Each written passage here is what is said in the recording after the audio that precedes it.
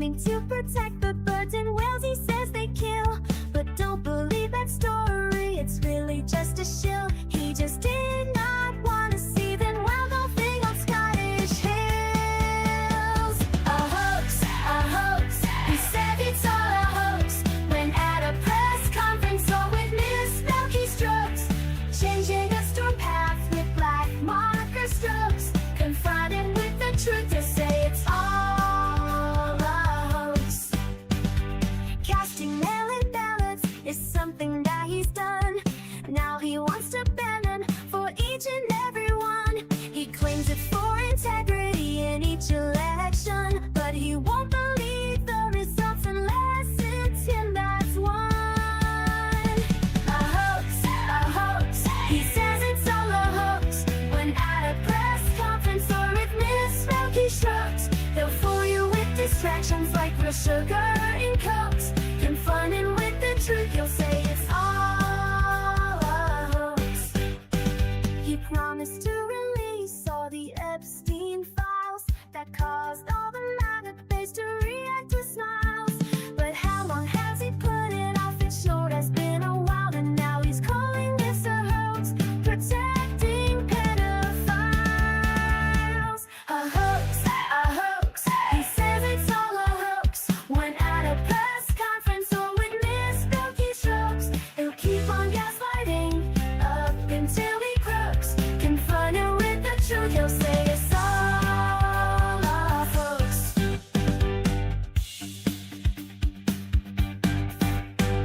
This just in. A sudden spike in logic levels across the city. Citizens report seeing a man with glasses and a podcast mic. We go now live to Liberal Dan. Yo, who you gonna call when Nazi writings on the wall? Call your man Liberal Dan, cause you know we got a plan. The right wing talking shit, but he ain't about to quit. He'll take his proton pack and zap your logic cause it's whack. So who you gonna call when the writing's on the wall?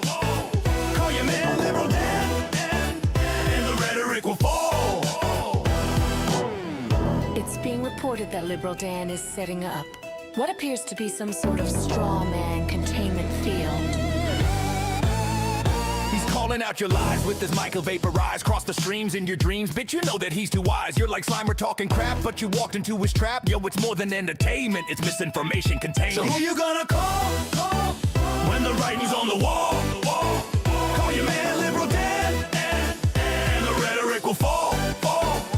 The Statue of Liberty, the writing you can't see. So bring the huddled masses, it's a war of the classes. While Trump may think he's Vigo, Dan can cut through that ego. He's got the facts to prove him wrong, got that logic like Egon. Your logic is a ghost, cause you know this chick is toast. When you follow MTG, it's conspiracy, you'll see. There's no need to taser, he's got wit like Occam's razor. Liberal Dan cuts those lies with his Jewish-based laser.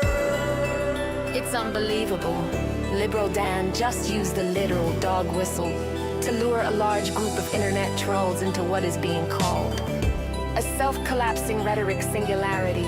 In all my years of reporting, I've never seen anything like this. So don't call to be a heckler, you ain't no Judge Rexler. He'll bust you like Scolary, cause your logic's looking hairy. Right-wing callers think they're cool, but they sounding just like Zool. You the dog, he the man, and yo, his name is Liberal Dan. So who you gonna call when the writing's on the wall? Call your man Liberal Dan, and the rhetoric will fall. Liberal Dan, Liberal Dan, Liberal Dan.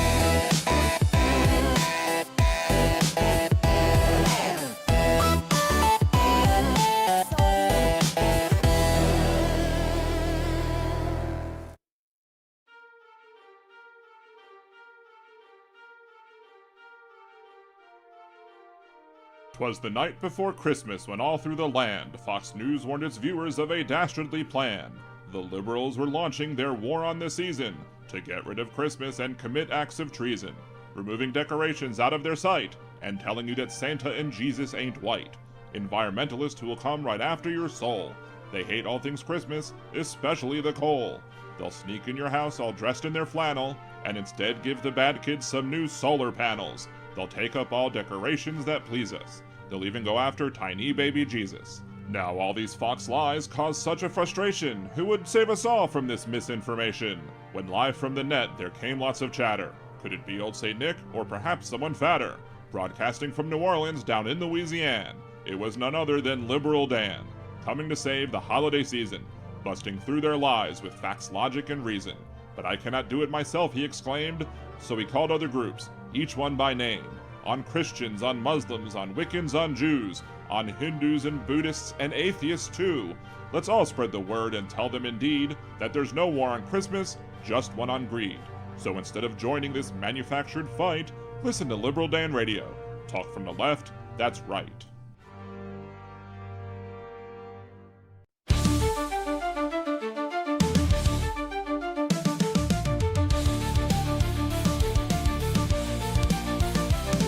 A self-proclaimed king, a groper in chief, stealing our country, a crooked orange thief. Faux patriots who are poorly educated, wearing red hats and also unvaccinated. Liberal Dan will see us through. It's the best show that you're not listening to. So when you hear the call, the animals unite. Liberal Dan Radio, talk from the left, that's right. A failing media that's barely treading water. They're too inept to fight this new world order. Corporate pigs are at the trough, hear the squeals. The swine won't bite the hands that feeds them meals. But Liberal Dan will see us through. It's the best show that you're not listening to. So when you hear the call, animals unite. Liberal Dan Radio, talk from the left, that's right.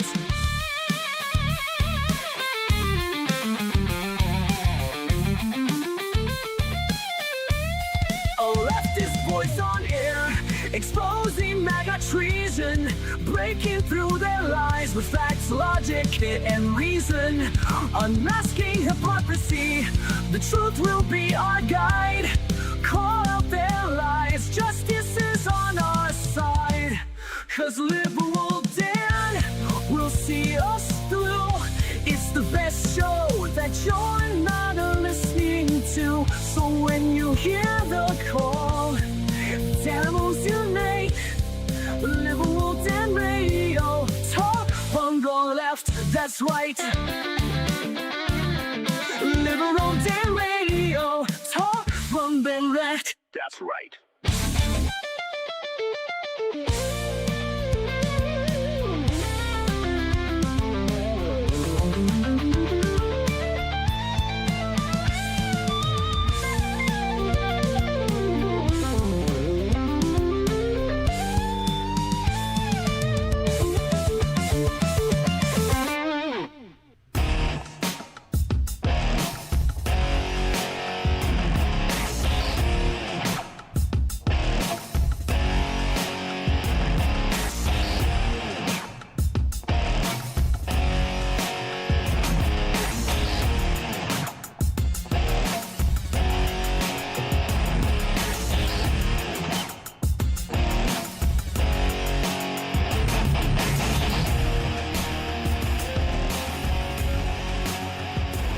And welcome back to Liberal Dan Radio, talk from the left, that's right. This is your host, Dan Zimmerman, coming to you live from New Orleans, Louisiana. We may open up the phone lines, depends how we feel later on today, simply because of the fact that I'm still kind of exhausted from all the driving I did from Thursday through Sunday, bringing my son to a bar mitzvah thing up in Georgia, and then picking him up Sunday afterwards, and then driving him all the way back with my other son as well. Odd thing, my oldest son has his learner's permit, and when I was checking the laws in individual states, Mississippi, there's no problem. You know, you can use your Louisiana learner's permit in Mississippi. You can use your Louisiana learner's permit in Georgia. But the section of the drive that makes up the longest portion of the entirety of the drive is Alabama. Can you use your Louisiana learner's permit in Alabama? No, you can't. So I just did the whole drive all the way there and back. So it happens, you know, as old Donnie Boy says. It is what it is. Thank you, Donald. And, you know, it happens, but I actually made it. Shocking. Usually I have more problems driving east than west. Like I'll get tired more quickly when I'm driving east, and I don't know why that is. Doesn't make any sense to me at all why driving a certain direction might make me more fatigued than driving the other direction. Someone suggested maybe it's going versus coming home, and coming home you want to get there faster, so it feels like you're in a rush. I don't know, but I also kind of felt that way even like walking distances seemed like walking to the east seemed longer than walking back to the west. I don't know, maybe I'm just silly, who knows. To church certificate game, is there a only red state learner's permit count law? I don't know, maybe. But, I mean, I'm still a red state. It's just, we just happen to be in a blue city. But, hey, everybody over on Twitch, Aaron or Villaby, a church certificate game, and 250 kilo ohm.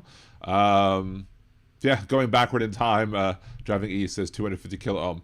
I don't know, maybe. It's just, it always seemed bizarre to me. But this time, I didn't have a problem. So this time, it was cool both ways. We stopped at Buc-ee's both ways, you know, got some snacks. You know, still got too full real quickly on the snacks, so I bought too many snacks, I guess, because the Zet bound makes you not be hungry or makes you not want to eat a lot. So, in the YouTube chat, we got Aaron, we got Josh, good to see you. We got the Goddess Kimchi, thank you, Goddess, for joining the chat. He had John, I don't know if John took off yet or not. Jeff from just north of Uranus. Karen, Suzanne, Nick, who else? Michael, Amanda, good to see you. Jackie, Jan, lots of the J Squad in the house today. Scroll on down, see if I've missed anybody else.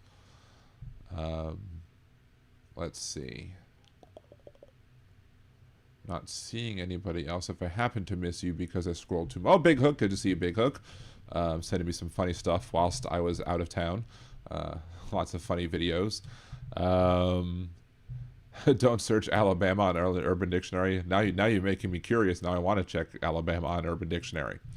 But let's see. So one of the things, you know, did want to start. We had a conversation on previous show about, you know, the difficulty of living life as a Jewish person in this country, especially, and in this world, specifically because of anti-Semitism that's rampant, specifically because of, you know, the murders that happen at Bondi Beach in Australia, and how people just target us just because we're Jews and we're alive.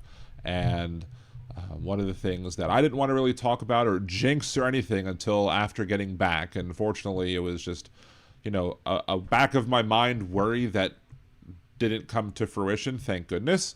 But my concern is that, you know, my son's, you know, half Jewish, obviously, but according to some Jews, it's the wrong half, so he's not Jewish, even though I am.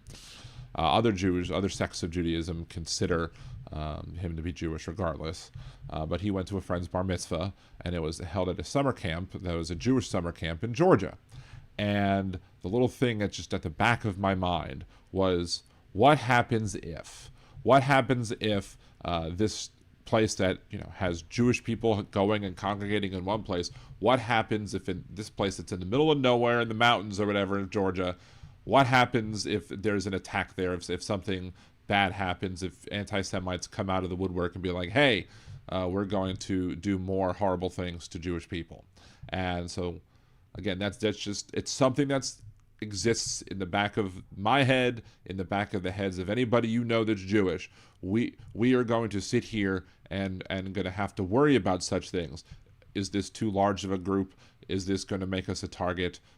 Do we cave in, or do we still push forward with it because we don't want to live in fear? But we have to, even if we don't live in fear, we still have to live with the reality that just because of who our parents were, or maybe if we converted, that's an exception to that, we have to be concerned with people coming after us, coming after our families, etc. So again, it was just something that was just in the back of my head all weekend, and I'm again glad nothing happened, obviously, but it was just a thought that was there, and it exists. And so all the people that want to say all these things are unreasonable, when people are concerned about the fact that they're in marginalized, oppressed groups or whatever, and if you know anybody who's out there who wants to say that, well, you're just being ridiculous, are we?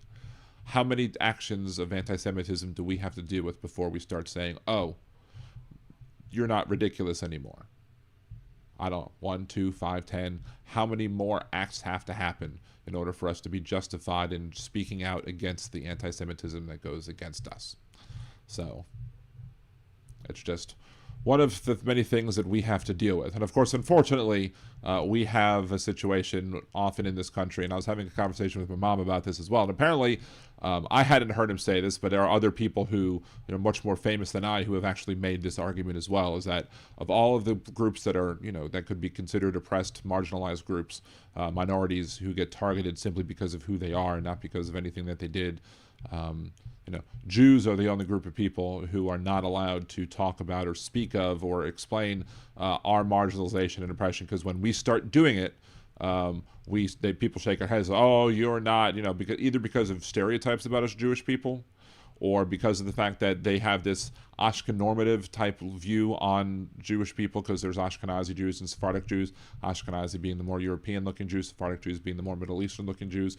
But when people picture Jews, they picture the more Ashkenazi-type looking Jews, so, oh, they're white, so they can't be oppressed, that sort of thing.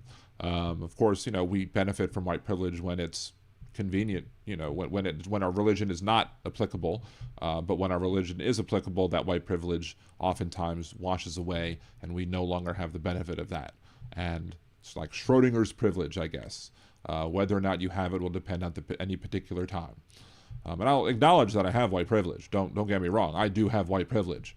I could yell at a cop, for example. I have yelled at a cop when I was pulled over incorrectly. If I wasn't white, would I be able to yell at the cop? Probably not.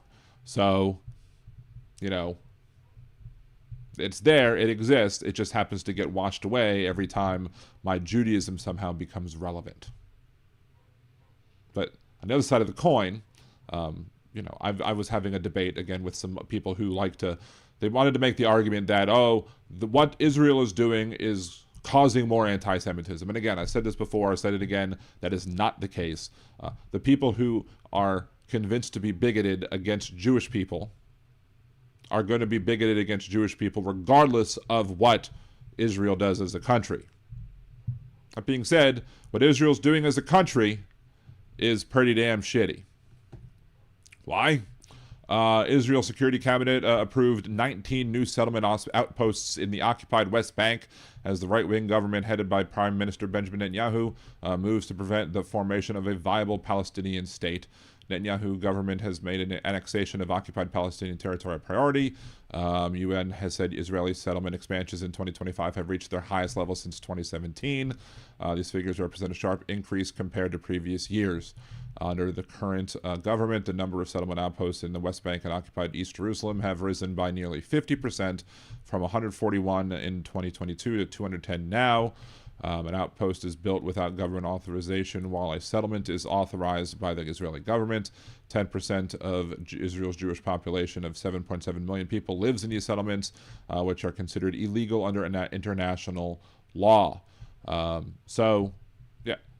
Israel should absolutely be clamping down on these settlements because, it's wrong. I mean, it's wrong of them to do, and all they're doing is just making it more and more difficult for anybody to have any sympathy for what's going on over there, for any Jews who happen to be living over there. It's I'm not talking about Jews worldwide. I'm talking about Israeli citizens who are sitting there, and people are going to, be more and more inclined to, want to eliminate the state altogether instead of actually, come up with a viable two-state solution in the short term. Because while a single state would be ideal as it pertains to everybody coming together and living in peace and harmony, there's too much bad blood for everybody to come together and live in peace and harmony. So a two-state solution would be the only deal. You're never going to get a two-state solution if you keep pushing these settlements. And if you had a two-state solution, I would basically say all those people living in those settlements need to be booted from those settlements because they were doing international crimes in their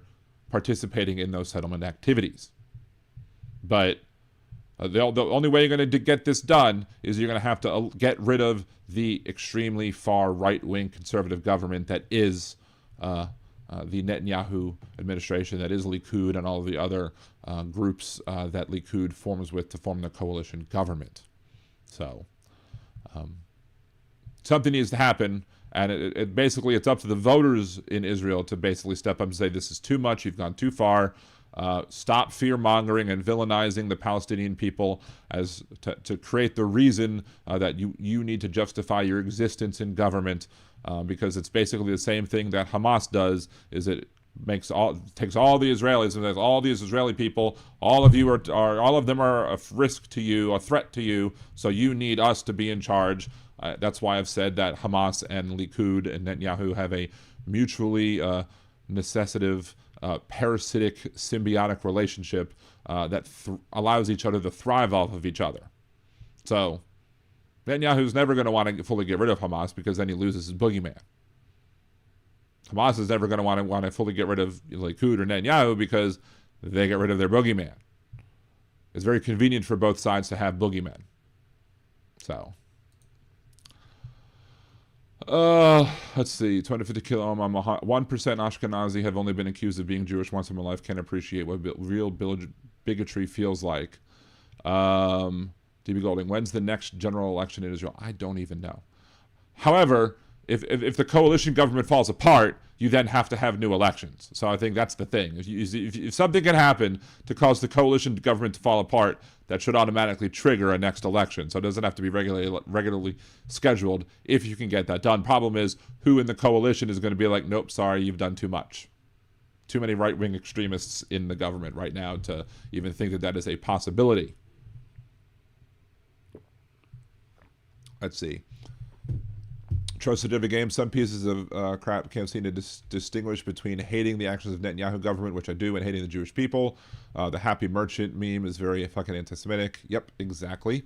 Is Anna, Anna the Turfy, Young Turk, whatever, the Young Turf, is she using that happy merchant meme as well? Oy, I missed that, but I'm glad I missed it. Tristan Evergame also said earlier, I was just playing, had Biden done it on loop. You got to trademark that and put it on a shirt. I mean, I do have the copyright for it, and I've put it on Spotify, so it's there. Hell, share the song far and wide and let more people know how awesome the song is. I don't know. I would need to think of how to best make a shirt, but currently my shirt manufacturer, which is my stepsister, is not... I haven't heard back on if they're making new shirts again, so I need to check back with them and perhaps find a new shirts distributor in the new year if they're not going to be able to fulfill my shirt needs. Then I'll have to make some.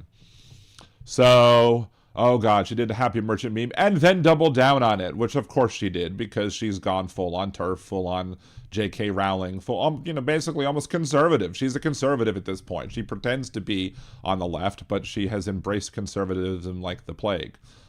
Like MAGA did with the plague, at least. Hey, Christine, good to see you. They used to burn my kind at the stake. Yeah, now they just like to burn stakes, I guess. I guess they probably want to continue burning y'all at the stake if they can continue getting their way. What's up, Chad? Good to see you. Let's see who else jumped in. Tim, good to see you as well. Hoosier Scott, thank you for coming. Hey, all you Danners, I joined the Grandpa Club with a precious little granddaughter. Oh, Mazel Tov, congratulations on your the new addition to your family. Let's see, what? Agoff Twitler's here. Good to see you, Agoff Twitler. Louisiana's second poorest state in the U.S. and third worst in schools, and the governor is now also the special envoy. Yeah, we'll get to that in a second. We will get to Governor Landry in a second. Let's see. Let's talk about the warrior dividend. Let's talk about the warrior dividend for a second. Because remember last time we were doing the live reaction to Donald Trump's address to the nation, and I was like, look, I have no problem specifically with giving the troops 1776 in money, basically to allow them. Of course, my problem is that, while I don't believe anything he says is truthful, I was like, oh, is this really coming from the tariffs? And then, oh, if it's really coming from the tariffs, my criticism of it was you've tariffed them more than 1776 and then are giving them back 1776. So that at the end of the day, you're not actually giving them more money. It's just you're causing them to lose less than everybody else. That being said, that wasn't the case at all. As it turns out, and look, I'll more than admit that I'm wrong, because I didn't realize this, that money was coming from an already allocated fund that was created in the reconciliation bill, the budget reconciliation bill. So the money was already there to be given to the troops as a housing stipend. Housing stipends don't create taxable income. Warrior dividends do. So he's robbing Peter to pay Peter, taking the money that was supposed to be a non-taxable housing stipend, and instead is using it to give them taxable income. So they're going to get less benefit from this money than they were already getting from that money. So he found more ways to screw over the people who he doesn't understand why they serve in the first place. Why anybody thinks this person is good for the people in the military, it's baffling. And speaking of the military, Donald Trump has now announced his golden shower fleet. I mean his golden fleet. Here he's going to build the new Trump-class warship. And, we all know that I haven't actually seen the full-on text of the announcement or whatever, but we all know what he's going to say. He's going to be like, this is the biggest, most powerful, greatest ships like no one has ever seen. That's going to be the selling point, because everything is the greatest, most wonderful thing, better and bigger and more powerful than anyone's ever seen. That's his measuring stick. I mean, what he knows that people have seen or not is ridiculous. And he's calling it his golden fleet. Does he realize that these ships literally could not be made out of gold? And these are Trump-class warships. How many presidents have named a class of warship after themselves? This is how just unhinged he is. This is how ridiculous he is, how childish he is, how narcissistic he is. But makes me wonder, what type of capabilities might a Trump-class warship have? Trump does have that weird lean. He kind of leans forward. I'm wondering if these new the USS Defiant, I guess is what it's called. If you watch Star Trek, you'll get a chuckle out of that one. USS Defiant, or maybe it's not USS. I don't know. Maybe it's another 3 initials. But is it going to list to one side because of Trump's lean? If one of these ships are hit by a projectile, is it going to magically repair itself without having to actually get any work done on it? If you criticize a Trump-class warship directly, will it fall apart faster than you can say Covfefe? Will they steer the ships with a Sharpie to get around the storms, or will they just continue to steer the storms around the ships using the Sharpie? If they are put under pressure, will it shard itself like Trump did at the Biden debate? Are they also going to all have big, beautiful ballrooms as well, or is that only going to be the new East Wing that's being created? My concern is that if Trump warships are basically operating like Trump himself, it'll be upside down, leaking secrets, suing the ocean, and then claiming that the iceberg was rigged.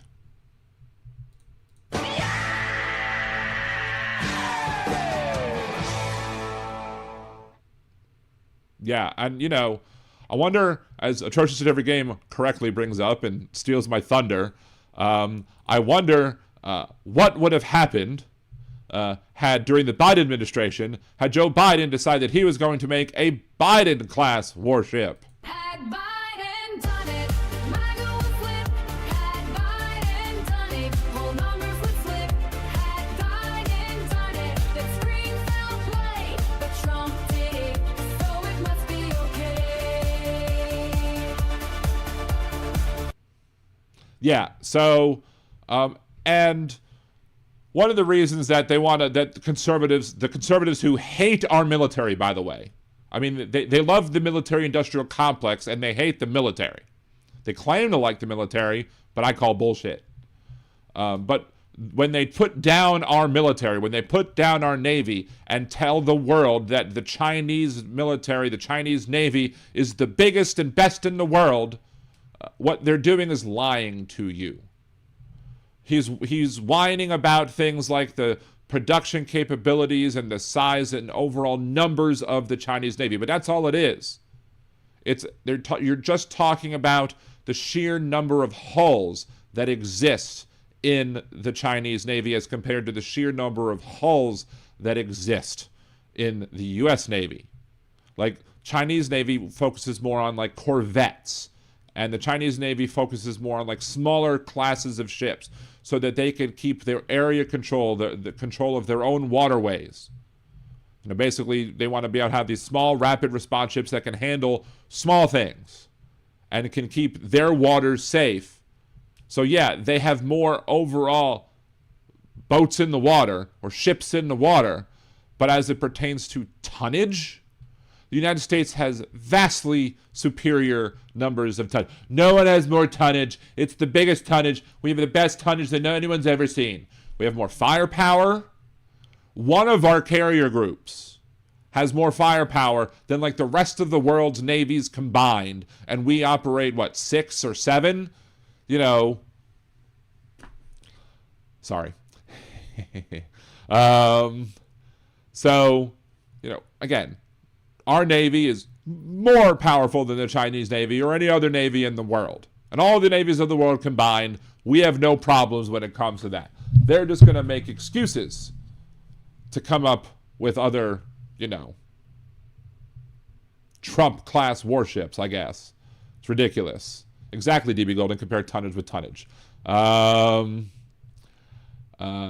going on about battleships seems like antiquated technology. Yeah, I mean, supposedly, these ships are going to have hypersonic weapons, laser-guided weapons, who knows? Golden toilets, bidets for all the sailors, I don't know. I mean, bidets are very helpful. It's probably much better to have bidets than it has to have toilet paper because, you know, you'd go through much less waste. I mean, you might have to have more water on board, but still, you could have water reprocessing plants to be able to treat the water and use it for that purpose. Anyway, I wasn't expecting to speak about bidets on battleships, but hey, we got there. So he wants coal-fired catapults on those ships, primitive icon. I mean, I could imagine, you know, coal-fired, but, you know, there's more things that we have to worry about, apparently, when it comes to our national security. Because it's not just the issue that we have to deal with, you know, the Chinese Navy and the big threat that the Chinese Navy poses to our national interest. Apparently, our issue now when it comes to our national security are windmills. Windmills on the East Coast are a threat to our national security. A modern Don Quixote, he hates the windmills, claiming to protect the birds and whales he says they kill. But don't believe that story, it's really just a shill. He just did not want to see them wild golfing on skies.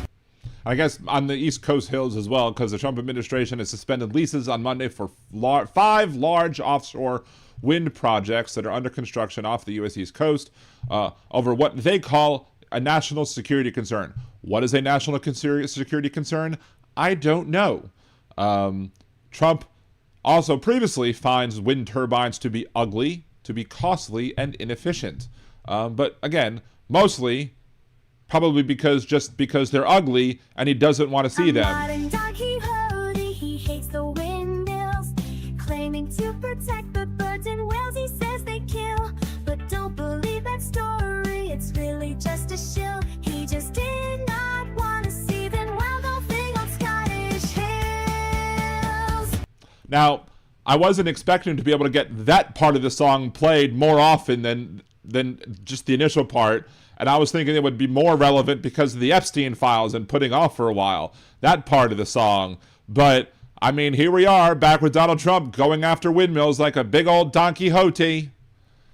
His quixotic attempt to get rid of the windmills. Literally.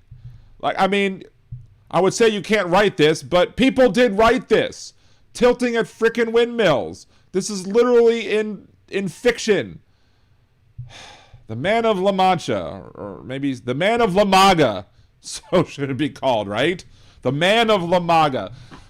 That's the t-shirt that needs to be made. The man of La MAGA. Have him going up against windmills. Thank you, good night.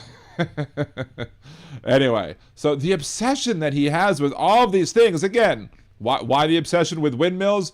Why is it a threat to national security? I don't know. Maybe it's just because of the fact that, you know, he's trying to protect pedophiles and the fact that they haven't released everything from the Epstein list like they were required to. But, you know, if it had been requested by Congress that the Biden administration release the Epstein files and they didn't do it, what would happen? Had Biden done it, MAGA would flip. Had Biden done it, whole numbers would flip. Had Biden done it, the screen fell play. But Trump did it, so it must be okay. Yes, DB Golding, cause cancer and kill the whales. But here's the other thing. Shares in those 5 companies plummeted on the news that he wasn't going to do it. How many people in the Trump administration shorted those companies? How many of them knew that this was going to happen, and how many of them shorted those companies to make them even more richer than they already are? That would be an interesting question. I don't know if I have the ability or the time to be able to do all of that research. So if somebody does that research, let me know, because I would love to know if somebody's able to find that out, if and how many people and who shorted these companies right before Donald Trump announced, hey, these companies are going to have their leases yanked, and as such causing their share prices to drop. Right? So, see, they built wind turbines off his golf course in Scotland. That's where it emanates from there.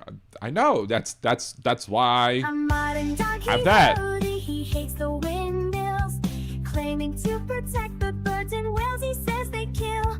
But don't believe that story, it's really just a shill. He just did not want to see them wild golfing on Scottish hills.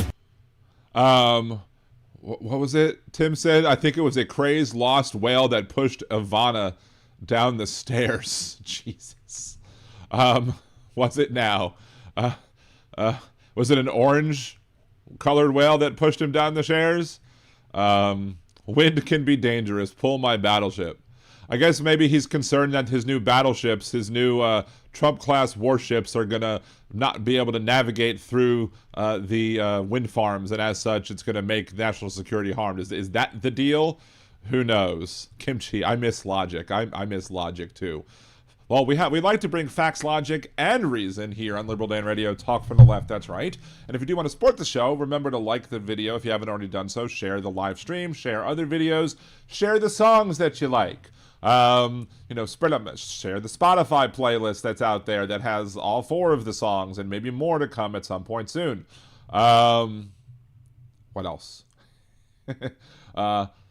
Venmo, Liberal Dan on Venmo. Buy me a cider. Go to buymecoffee.com/LiberalDanRadio. Go to LiberalDan.com. Click the Buy Me Cider button. Become a Liberal Dan Radio patron. Patreon.com/LiberalDan. Patreon.LiberalDan.com. You can buy gift memberships, help other people become a Liberal Danimal, become a Liberal Danimal yourself here on YouTube. Or you can buy super chats, super stickers. You can gift subscriptions over on Twitch. You can use Amazon Prime to not cost you anything to subscribe over there. Every little bit helps the show out. Hey, Mike and Jen's journey. Good to see you. That's not what I wanted to look at. Nope, I don't have any more of those to give yet. Keep checking to see if I have any more of those memberships to give so I can give up more memberships. But hey, it is what it is. What? Sorry, that's Donald's line. It is what it is. Thank you, Donald. I need to fix that to put it on both ears. How many vacation days has Congress had compared to working days? And see, that's a, we always talk about how much of a chicken shit that Speaker Johnson is, simply because of the fact that he doesn't want to, anger old Donnie Boy when it comes to, holding votes on things that Donald Trump is not going to like and swearing in people who doesn't want to swear in to prevent things from happening, like, the vote on whether or not to release the Epstein Files. So, that being said, I don't necessarily consider Congress not being in Washington as them not working, because part of the responsibility of a congressperson is to, you still have to go back home and meet with your constituents. So there's some of that to be said. So you don't have to be in Washington all the time in order for me to consider you to do your job. The thing that makes me consider them not doing their job more than where they are located at any given time is them not acting like they're a co-equal branch of government with the executive branch, and them acting like they don't have a role to play and stepping up and telling this president no when they need to step up and tell this president no. That's when their dereliction of duty comes into play, not because they're in D.C. or they're in their home districts. Now, when Ted Cruz runs back to Cancun or something, when there's another ice storm in Texas, then yeah, that's completely something else. But if there's a politician that I don't like and he happens to be back in his district talking to the people in his district and trying to get more information about how they feel, fine. That's still part of their job duties. But your responsibility is to represent the people of this country, not represent a political party, not represent the president, not sit back and allow the president to do anything he wants, giving him carte blanche and basically tacitly approving everything that he's doing simply because you don't want to piss off your base. You have a responsibility to stand up to the president when he does wrong, and this administration has done tons and tons of wrong. Mike and Jen's journey. I mean the Bill Clinton files. No, I don't mean the Bill Clinton files. Speaking of Bill Clinton, though, let us bring that up because statement from Angel Urenia, spokesman for former President Bill Clinton. The Epstein Files Transparency Act imposes a clear legal duty on the U.S. Department of Justice to produce the full and complete record for the public that the public demands and deserves. However, what the Department of Justice has released so far, and the manner in which it did so, makes one thing clear. Someone or something is being protected. We do not know whom, what, or why, but we do know this: we need no such protection. That's a line in the sand there from Bill Clinton. Bill Clinton firmly is saying right here that he does not need protection. He's like, release everything. Release everything. Interesting. And look, it has been my stance since anyone said, what if Bill Clinton's on the list? What if Bill Clinton participated in illegal activities with Jeffrey Epstein and the illegal services that he provided? Bury him under the prison. What if Biden did it? Bury him under the prison. What if Obama did it? Bury him under the prison. Ghislaine Maxwell? Bury her under the prison. Anybody who participated, bury him under the prison, including President Donald Trump. But MAGA folks will not say this. They will not. They will make up lies that all the liberals and the leftists are crying over the fact that pictures of Bill Clinton have been revealed. No, we're not. Like, they have to lie to you about this because they know that we're just fine with knowing and then punishing. We don't have no heroes like that. We're not in a cult. MAGA is a cult. MAGA refuses to say those things that I've just said right now. Anybody who is a criminal on that list should be punished. I don't care what political party you're in or what. MAGA folks will not say that about Donald Trump. They will make some excuse. If it came out that if there was a video of him committing crimes with underage girls, guess what? MAGA people would find some fucking excuse to excuse it. Oh, he needed to do it for this, that, or whatever. Back to the letter from Bill Clinton's spokesperson. Accordingly, we call on President Trump to direct Attorney General Bondi to immediately release any remaining materials referring to, mentioning, or containing a photograph of Bill Clinton. This includes, without limitation, any records that may exist and are subject to disclosure under the Act, Public Law 11938, enacted November 19, 2025, including grand jury transcripts, interview notes, photographs, and findings by the United States Attorney for the Southern District of New York, as referenced under oath to Congress by President Trump's first-term Attorney General. Refusal to do so will confirm the widespread suspicion that the Department of Justice's actions to date are not about transparency but about insinuation, using selective releases to imply wrongdoing about individuals who have already been repeatedly cleared by the very same Department of Justice over many years under presidents and attorneys general of both parties. So there you go. Again, if he's guilty of a crime, bury him under the prison. But that in and of itself is like, look, release everything. They believe releasing everything and giving us full sunlight will basically absolve him of any wrongdoing that people are suggesting that he might have. So go ahead. And if it doesn't, and it shows him to be guilty of sin, then punish him. Arrest him, put him on trial, throw him away the key. As well as anybody else. But MAGA won't do it for Trump. Not one bit. Trusted every game. The dude who said the Bill Clinton files, are you just ignoring the fact that Trump was Epstein's BFF for 25 effing years? If Clinton was guilty of Epstein's crimes, fuck him, lock him up.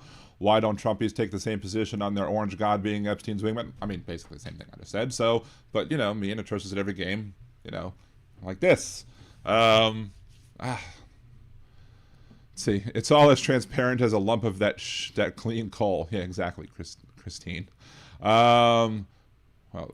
Well, I need to go back to see if I have any other responses from that user. Mike and Jen's Journey. Let's see. Anything else from Mike and Jen's Journey on that topic? Because I don't know. Maybe you're just calling it the Clinton files just to be silly. It's possible. But for all the people who might be watching who really do want to say, oh, it's the Clinton files, well, go ahead. Bring it on. Yes, we prosecuted Blagojevich and Henry Cuellar, C-U-E-L-L-A-R, Cuellar, Henry Cuellar.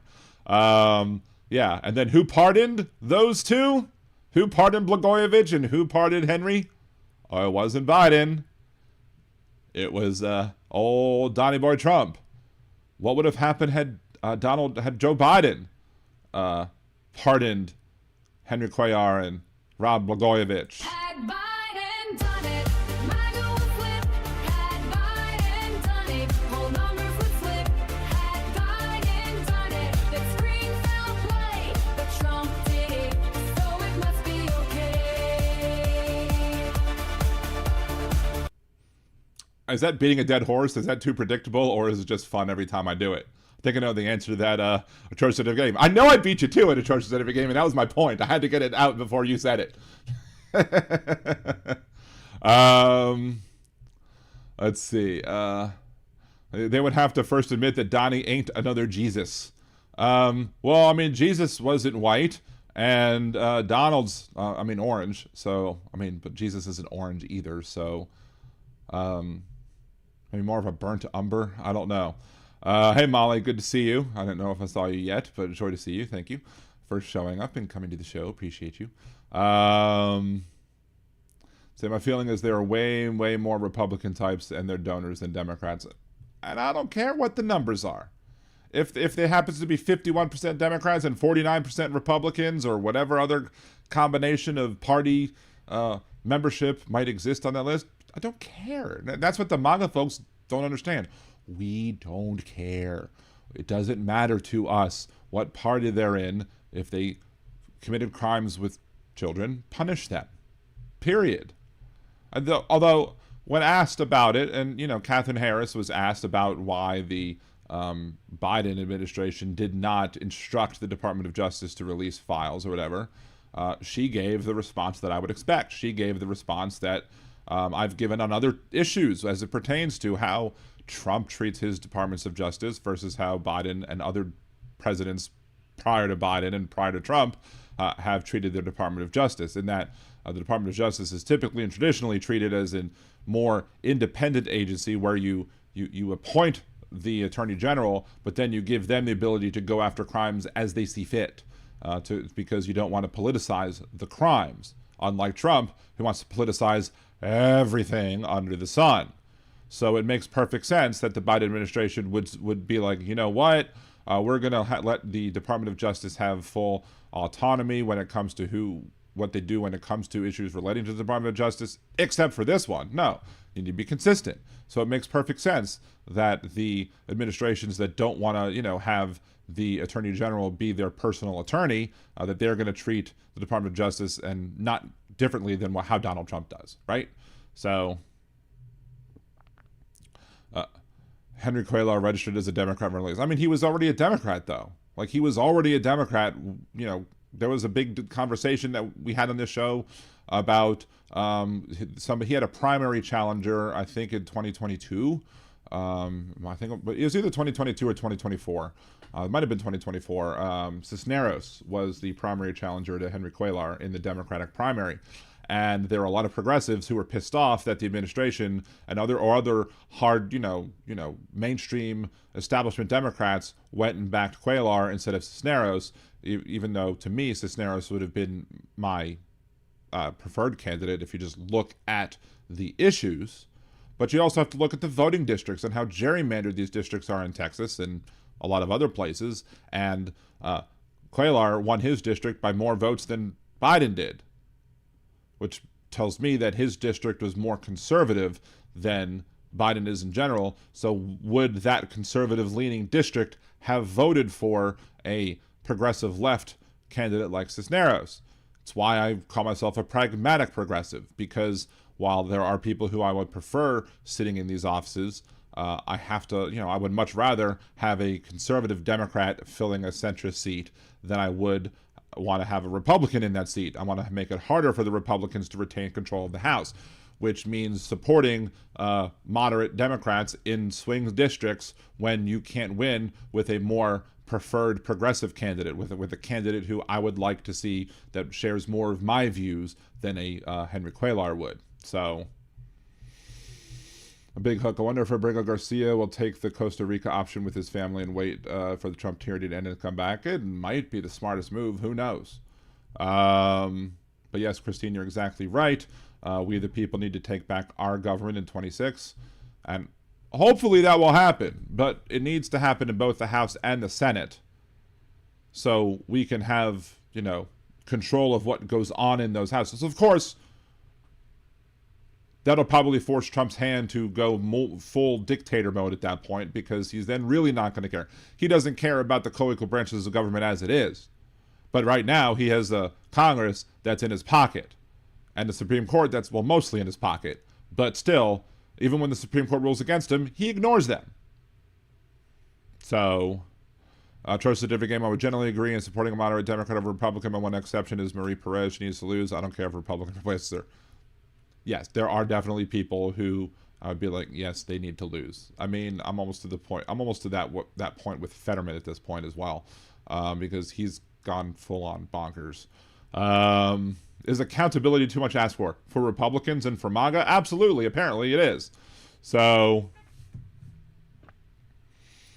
let's see.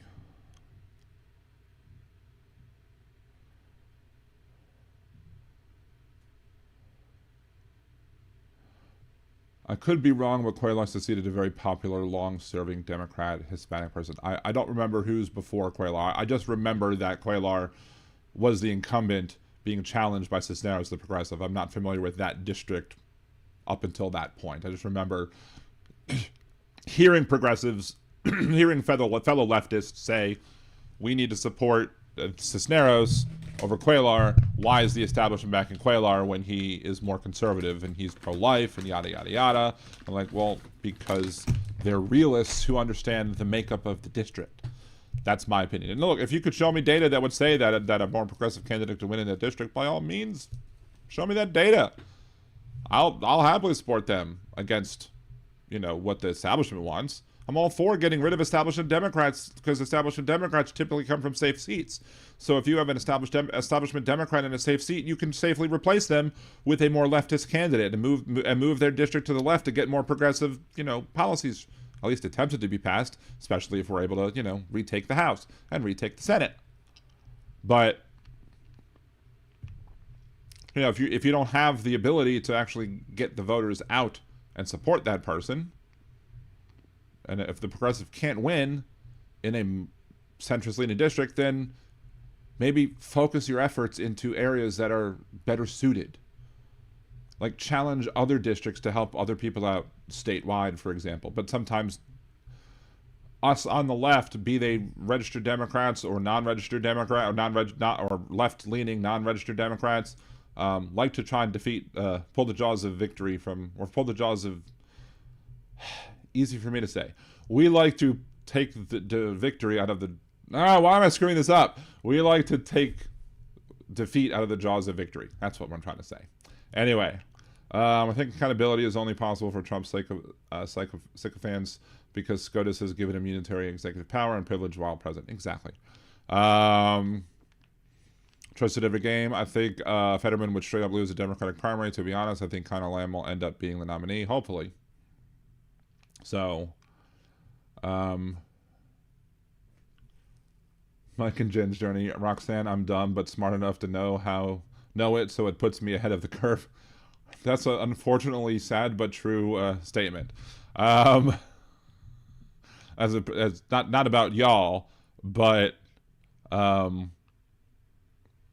about just society in general. So why do you think Mike and Jen's journey that your IQ have dropped since coming here? And coming here, like to the Liberal Dan Radio Show, or just coming here in general? Like, inquiring minds want to know. Let's see, if they were in the files and knew what was going on, if they ever touched the girls, they're still guilty by association. I mean, yeah, if you knew what was going on and you didn't stop and you didn't speak up and didn't try and stop it, then yeah, you are guilt. If not guilt by association, you aided and abetted the molestation of people. So, Fetterman is why I don't agree with vote blue no matter who. The who totally matters. I mean, I agree with you to a point, but sometimes I would also say the exception proves the rule. So while there are blue candidates who, yeah, I'm not going to vote for. I mean, there was an election that was here in Louisiana when I was running for the Kennewick City Council, and there was a mayoral election and a police chief election at the same time. The Democratic candidate running for police chief fell asleep at a forum. I'm like, really? Do you really expect me to vote for you if you're not going to be awake during your own forum? And wasn't like he was asleep at the forum when they were interviewing other people. He was asleep during the police chief forum. So there was that problem. And then the person who was running for mayor was never going to win, and it was more important to get one of the top three candidates into the runoff instead of having the other two who were constantly ruining the city of Kenner. It was more important to have the third person come in and be mayor, and that third person won. No, I don't agree with him at all politically in almost anything, but it was better to have that guy than the other two who were trying to, you know, one of them was the incumbent mayor and the other one was the outgoing police chief who were constantly fighting with each other. So, what? The big hook, I think accountability is the only possible term. Is Big Hook going to call in? We'll have Big Hook. I guess we probably have Big Hook call in a second. In a little bit. Haven't opened it up yet. Karen, that's what I meant. Okay, exactly. Good. But before we get to the calls, we do want to talk about several other things. For example, we do want to talk about the FDA warning letters that they've sent to companies like Gender Bender LLC and other types of companies that sell binders. If you're unaware, a binder is a type of device that a person can wear if you are assigned female at birth, but you are transmasculine, trans man.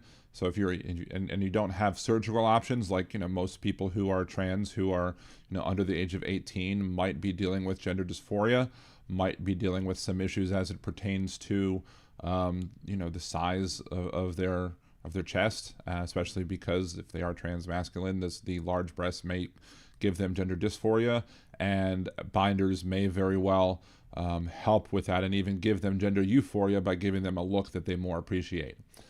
So the Trump administration is now going after 12 such manufacturers, saying that breast binders are Class 1 medical devices used for purposes such as assistance as recovery from cancer-related mastectomy, and they're sending warning letters, basically that they're violating regulatory violations because they're supposedly marketing these binders to children.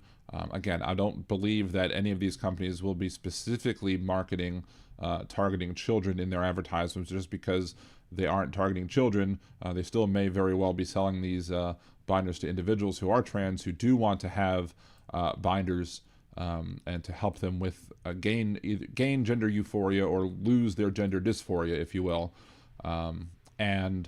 Here's the problem with this.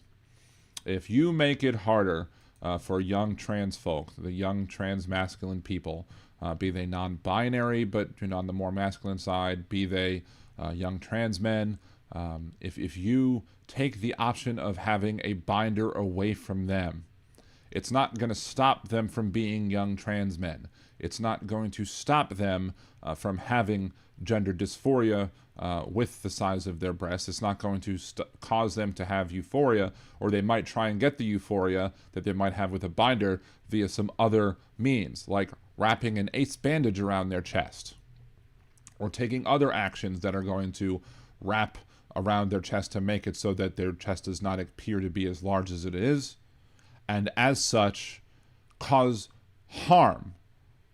Because if you don't have one of these binders on and you instead use alternative means to cause said binding to take place, you risk damaging yourself.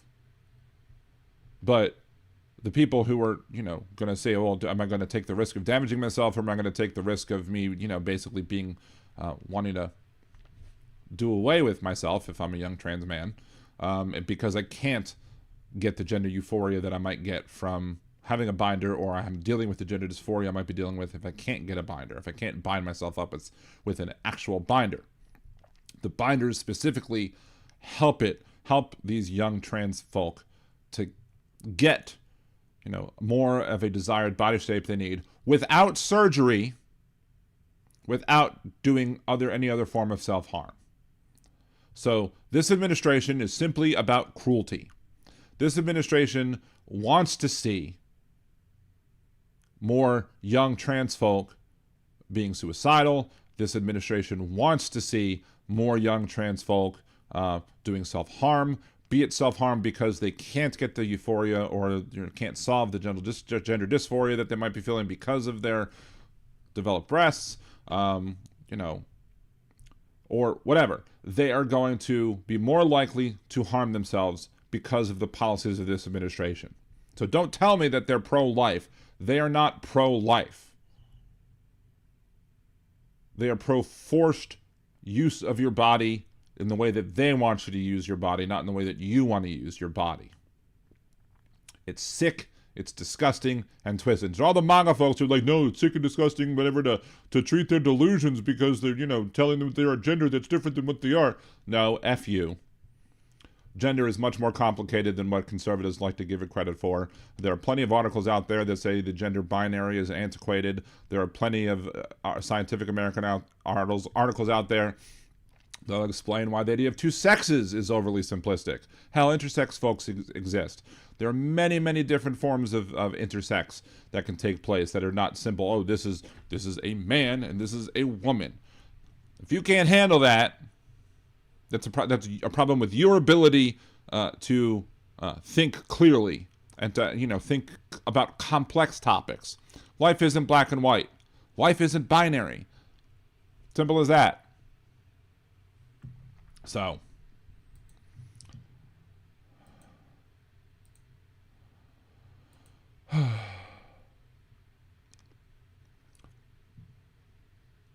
Mike and Jen's Journey says, biology can't be wrong. No, biology can't be wrong, but the understanding of biology can be wrong. And the understanding of biology by conservative folks on this issue and many other issues are wildly incorrect. Again, the only reason I don't share the links to these articles anymore is simply because the Scientific American put a paywall up. But there are articles at the Scientific American that clearly spell out. There are images that show you all of the different ways that human biology can affect the development of a human being. And it's not just simple XX and XY. Hell, there are more than just XX and XY when it comes to sex chromosomes, because you can have XO, you can have XX, XXX, XXXX, you can have XXY. There's at least 6 different forms or combinations that we know of X and Y chromosomes that can appear. Plus, there's whether or not, the SRY gene is active. You have other issues in biological development that take place.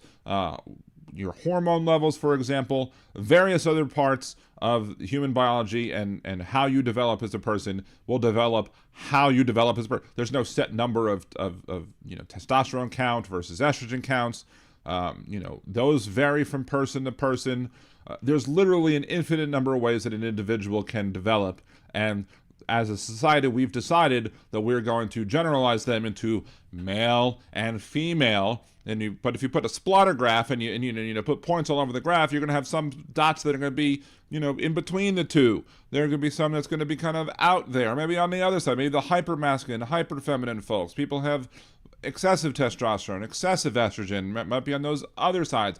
Whereas, you might have people right in the middle who just have average numbers of either testosterone, estrogen, or whatever that a man or a woman might have. And then you might have outliers that exist out there.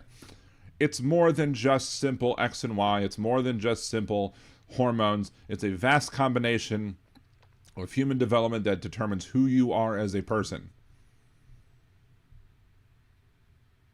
So, so if you can't, look, I get it. There are a lot of people who stop at kindergarten biology. All boys have a penis and all girls have a vagina. That's kindergarten biology. And if you want to stop there, fine, but don't try and take part in any sort of policy debates, because policy debates, when it comes to law, needs to deal with the realities of biology and not the oversimplified version of biology that we teach to kindergartners. So,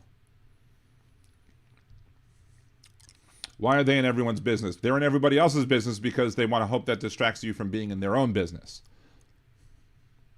So, Tristan, if a game, if I were on Jubilee, my first claim would be Republicans are not pro-life, but Jubilee is a joke, so it won't be.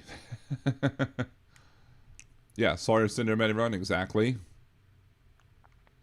Tristan, if a game also goes, what part of gutting school lunches healthcare USAID is pro-life? I mean, shit.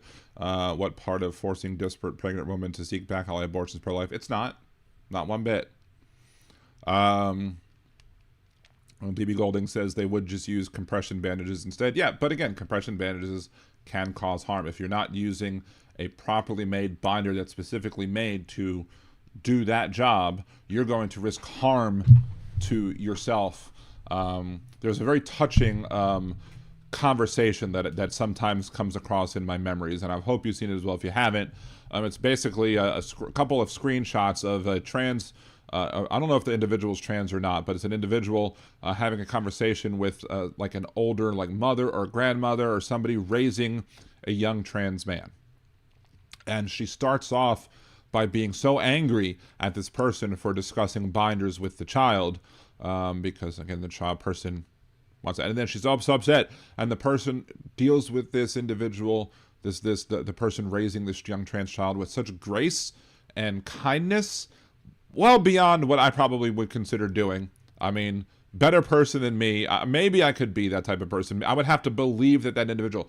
But he basically gave the individual the benefit of the doubt. And the person basically said, look, I trust that you are upset and you're worried because you're concerned about the health of this child, right? And the person's like, yes, of course. It's like, well, and here's why. Here's what could happen if you use a binder and versus what happened if you use a compression bandage or an ACE bandage or some other form that's not built for that task.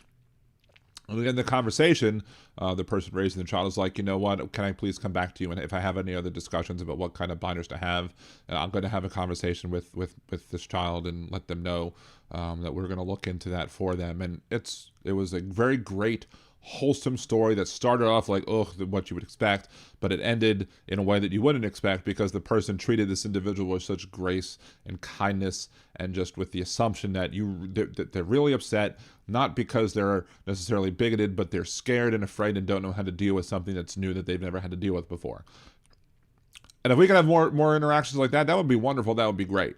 But it would be required. We would be required to, have people who on both sides of this discussion to believe that grace and kindness or something is something that's a benefit. And as of right now, I don't see many MAGA folks who believe that grace or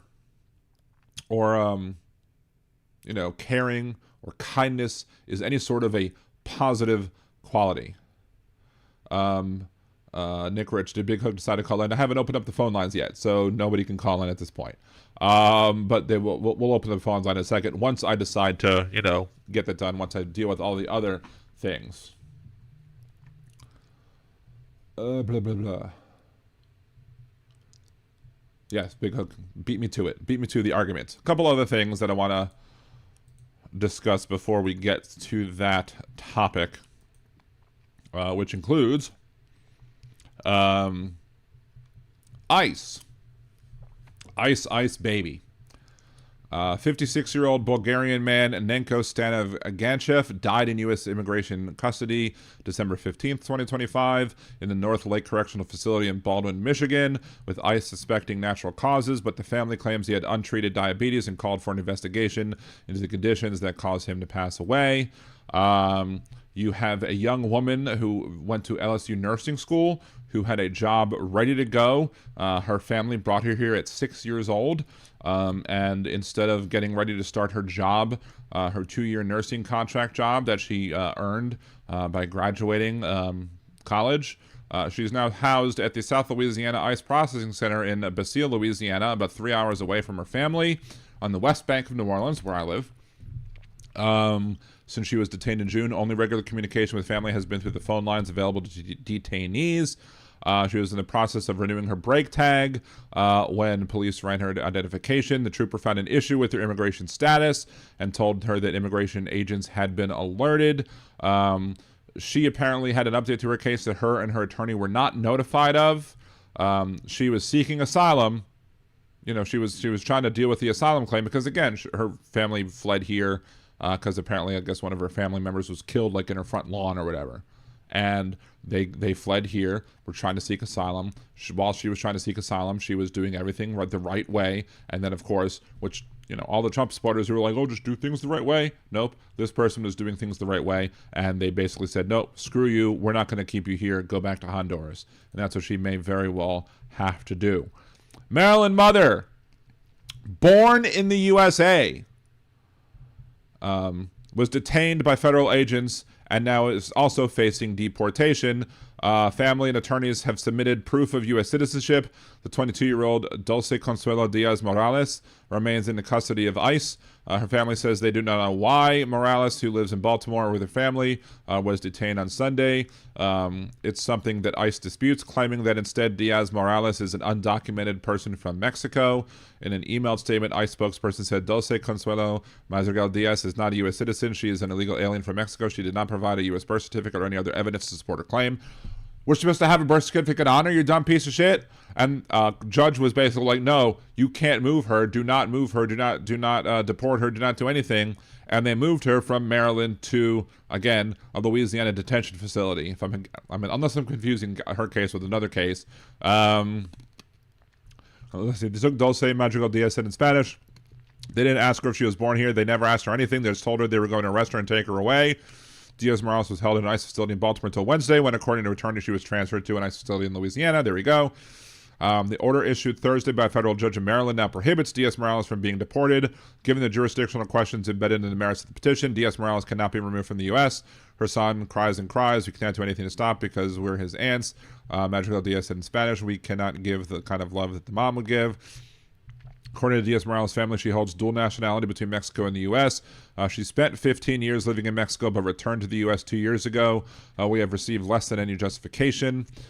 There's actually been a refusal to engage with information we provided. Petro says ICE has not notified them of the reasons for detention. He himself has not been able to speak with Diaz-Morales. She is not in any type of criminal proceeding, so if she did, if the government wants to allege that she entered unlawfully, there is an entirely separate proceeding which they have not bothered to address or have even attempted to bring. Madrigal Diaz says that the agents shouldn't have been able to arrest her sister. They couldn't take her because she's from here. It's illegal because she's from here. They couldn't take her, but they did take her because legality isn't the issue. This administration doesn't care about legality. This administration only cares about bigotry. And guess what? Now, as has been reported, another Stephen Miller idea. The Trump administration has issued internal guidance setting aggressive denaturalization quotas, directing U.S. Citizenship and Immigration Services field offices to refer 100 to 200 potential cases for the Department of Justice for denaturalization every month. Every month. The amount of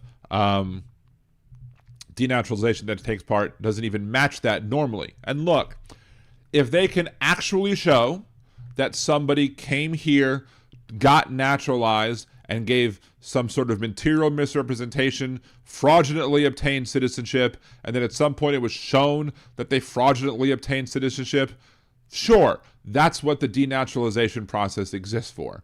To stop people from being able to, I guess, sneak into this country and break the rules and obtain citizenship that they shouldn't be able to get. That being said, do any of us have any reason to believe this administration, that this administration is going to treat any of these people fairly or equitably, or take people who are only the people who are legitimately called for to be denaturalized? Do we believe that? No, we don't, because we're smart, we're intelligent people, and we understand the shitheads in this administration. We understand how terrible these people are. We understand that it's not legality that they're worried about. It's bigotry. It's brutality, it's cruelty that they are worried about. And they are going to continue to be bigoted and cruel to individuals. And they're going to try and other people who have gotten here, who came here the right way, and who are now going to be targeted. And again, it's with quotas. There's no reason to have quotas with deportations. There's no reason to have quotas with denaturalization processes.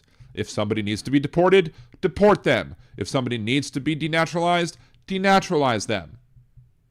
But that's not what they're doing. They want to get rid of as many people as possible who look a particular way. And that's what this is all about. It's bigotry, it's hatred, it's disgusting, it's gross. Grace is a liberal hoax, MAGA, yes. There's something effed up about that motherfucker, Hunter Biden, on Stephen Miller. Yeah, pretty much. I don't think I could have said it any more eloquently than Hunter Biden. So, let's see, did I miss anything else? Mike and Jen's journey. Dan, get her out. Wait, get who out? Who am I getting out? I don't know what you're talking about. Kimchi, reminder, puff, puff, pass. Come down, I have a whole bunch extra. Anyway. See, Big Hook says, speaking of which, please wear a mask in public. Measles and norovirus, along with the flu and RSV, are almost in pandemic spread out there. Especially in, the United States, where, we have these things spreading around because people are stupid. Yeah, I mean, I loved Hunter's interview that he had when he was talking about how they wanted to sue him, and he was like, sure, go ahead, sue me. I would love to have Discovery. And I'm like, yeah, guy knows what he's talking about. Did he have a drug problem? Sure. I can't say that I wouldn't have had a drug problem if I would have, A, been involved in a car crash as a kid, lost my sibling, lost my mother, dealt with all of the pain from the emotional pain of losing my mother and my sibling, and then also whatever physical pain he had to deal with when he was in the hospital, and then lost his other brother, Beau Biden, because of the burn pits that took place over there, and the cancer that he got from that. So I can't imagine being in Hunter Biden's position, and I can't imagine not feeling that desperate to have to, deal with that pain, regardless if the pain is physical pain from injuries or emotional pain from loss. So I have a hard time picking on somebody like that.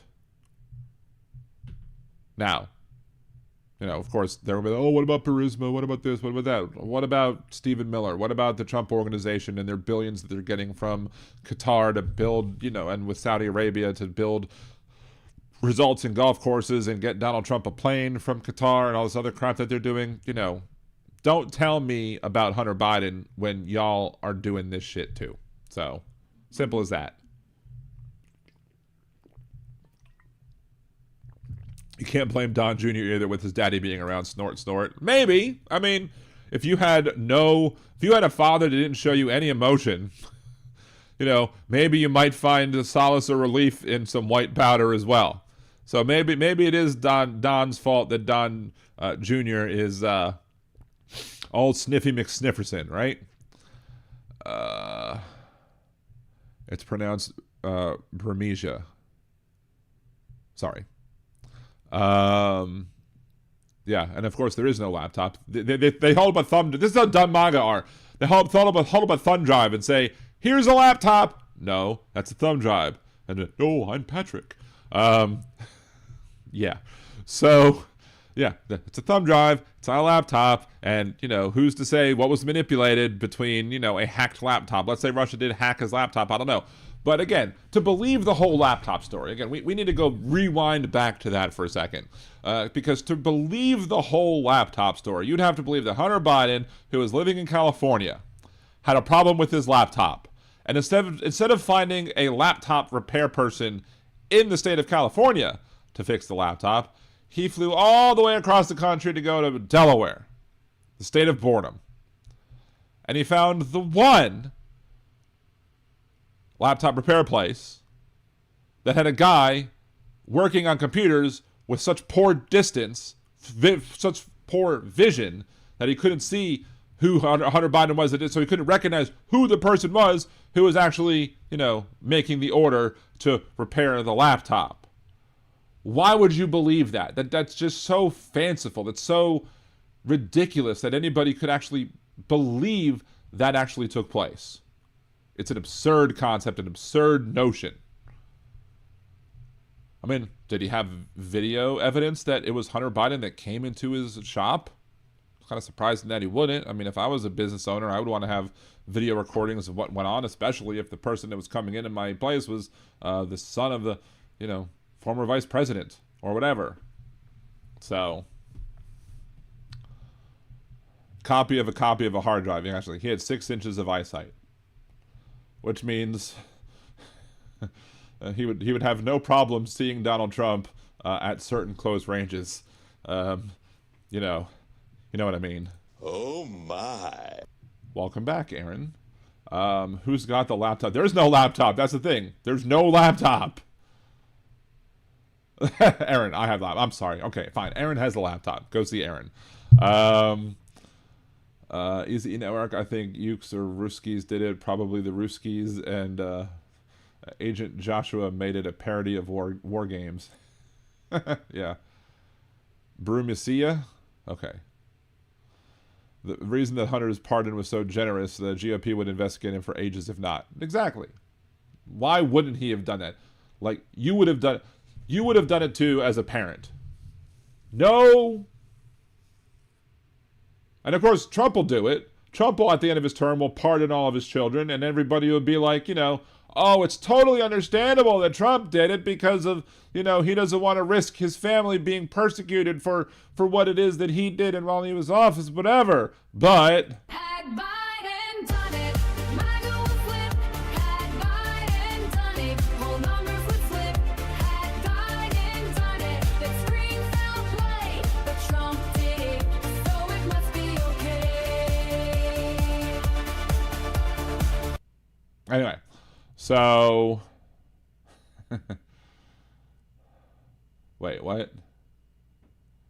I was sitting on Hunter's laptop last night. Oh my. Anyway, lucky Hunter. Anyway, let's make sure that I have hit all of the things I want to hit. Oh, no, I haven't yet. I forgot to really go back to talking about the one thing I wanted to talk about, which was the fact that Louisiana Governor Jeff Landry has been chosen to be the special envoy to Greenland in order to try and get Greenland to be convinced to join the good old US of A. If there was anybody who, if I wanted to send a governor of any of the states in the United States to go try and convince somebody to do something, especially to come to America, Jeff frickin' Landry is the last person that I would want to have. Hell, the Abbott or frickin' DeSantis would probably have been a better option than frickin' Jeff Landry. It's just Jeff Landry is like the mini-me of Donald Trump, and it's just bizarre.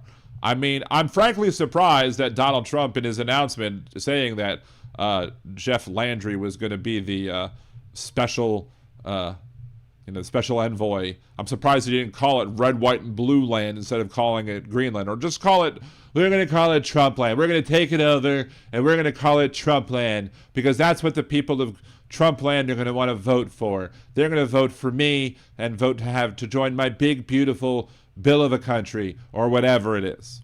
Whatever it is, however it is that he would say. Just call it Jeff Green Landry, right? That's what he should be called from right now. Governor Green Landry. Because apparently, according to at least Jeff Landry, Donald Trump said, well, you went over to South Korea and you were able to convince them to build an energy plant or something, or some sort of processing plant down here in Louisiana, or steel plant maybe. It was a steel plant, I think, in Louisiana. So because he was able to convince somebody to build a plant here in Louisiana, that magically he's going to be able to convince the people of Greenland to leave Denmark and join. It's absurd. And the obsession with Greenland is just mind-numbingly stupid. Like, there's no reason why we should even be trying that. Like, what? It's the same national security concerns that Donald Trump claims to have over windmills in the ocean are just about as dumb as the national security concerns he has with whether or not we should take over Greenland or not. But again, this is all about distractions about the Epstein Files, distractions about the murder on the high seas of people bombing people. But apparently, we've been trailing, at least from earlier on today, we've been trailing another tanker holding suspicious cargo or holding, not allowed oil. So we've been following that big ship. Smaller boats we just boom out of the water. I guess I understand why you can't just blow up a oil tanker, because that would just cause a ecological disaster. I mean, we wouldn't want to do it because of the ecological disaster and the loss of life. Trump wouldn't want to do it because he wants to keep the oil for himself. That's probably why Trump wouldn't want to do it, whereas he doesn't give a crap about Donald's son may very well give a crap about the drugs being... I mean, can you imagine Don Jr., every time they blow up one of these supposed narco-terrorist boats, if they actually had drugs, can you imagine Don Jr. going to sleep tonight? I can't believe they blew up more drugs. I can't believe they could have at least captured the ship and let me have the drugs, right? I mean, I could only imagine that's how Don Jr. might feel seeing all these supposed narco-terrorist boats getting blown up. And I say supposed narco-terrorists because I have no reason to believe this administration when they say anything. So if they tell me that there is drugs on those ships without providing evidence that there are drugs on those ships, I'm not going to believe that there's drugs on those ships, because this administration lies so much. But can you imagine, again, if instead of Donald Trump, if Joe Biden had decided to go and say, we're going to go and we're going to try and convince Greenland to become the 51st state, or we're going to try and have it become a U.S. property because it's important and vital. The people who are Trump supporters now would be all angry and upset over a waste of time, waste of resources, waste of money. We should be worrying about other things. There are other more important things to worry about. But again... Had Biden done it, MAGA would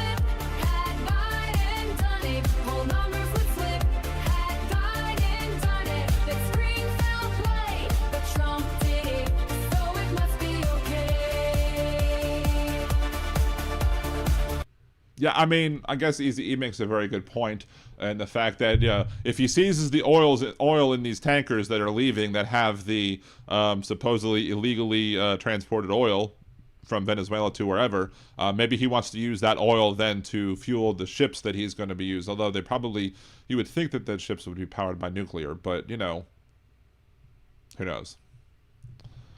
Although there's also Canada, atrocious at every game, also says, Canada too. If they wanted Canada to be the 51st state, so I guess that would make Greenland the 52nd. I don't know. I would love to see Canada being the 51st. I got Jeff Carrera on Ringside Politics to basically agree with me that we shouldn't be trying to annex Canada. But the reason I used was, if we have Canada and they're the 51st state, then guess what? We're going to have a giant state with a lot of electoral votes, and y'all will never win the presidency again. And he was like, "That's a good point. We don't need to do this." And I was like, "You got to speak to them in the language they understand, that they know." So anyway, let's go ahead and put in the call-in number. 562 libdan 1 562 libdan 1 562 542 3261. If you would like to call in, let me know. Or if you're Big Hook can call in first. But again, if somebody else has called in, we'll try and remember to put the number away so that you don't call in while somebody else is calling in. But we can only take one phone call at a time. We do not have the ability to screen calls at this point. I'm lucky to have this bit working, right? So first tanker's designation was Cuba, then second one was going to China, so it's going to turn into a shit fight with China, maybe. But yes, if you do want to call in when Big Hook's on the air, also just make sure to let me know in chat so you can let Big Hook know, because he will also often take the time to go and let other people have their chance. But if they're not going to have their chance, hold on, let's make sure this doesn't ring loudly. It's not ringing loudly. Good. There we go. All right. Hi, Big Hook. What's going on? How are you today? How's your leg? How's your foot? Not too bad. Were you able to get through all the forwards I sent you? Yeah, I enjoyed most. There are some you sent today that I noticed right before the show, because I had so many chats today, just went down to beyond the bottom of my screen, so I have to watch some of those. But I was getting a good chuckle out of them, so there you go. Okay. All right. Yeah, I don't know anymore. You guys are literally living through a Fast and Furious movie of epic proportions with Trump. I mean, there's just so much stuff that's going on, and there's so much corruption going on. It's not even funny. One of the things I didn't realize was, you remember the FIFA Peace Prize? Right. Yeah. I'm not sure if you saw that. The consolation well, prize, guess what? or the fake prize. Yeah. Well, guess what happened there? What's his name? Sauer, who is Trump's attorney, I guess, or whatever. The guy that was arguing that, Trump has unitary executive authority. Well, turns out that FIFA had a whole bunch of their members who were caught in the bribery and corruption scandal.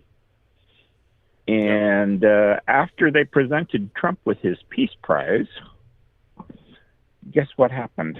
They dropped the charges. Sauer went and dropped all the charges, and that could potentially also mean that they are going to get the hundreds of millions of dollars of fines given back to them.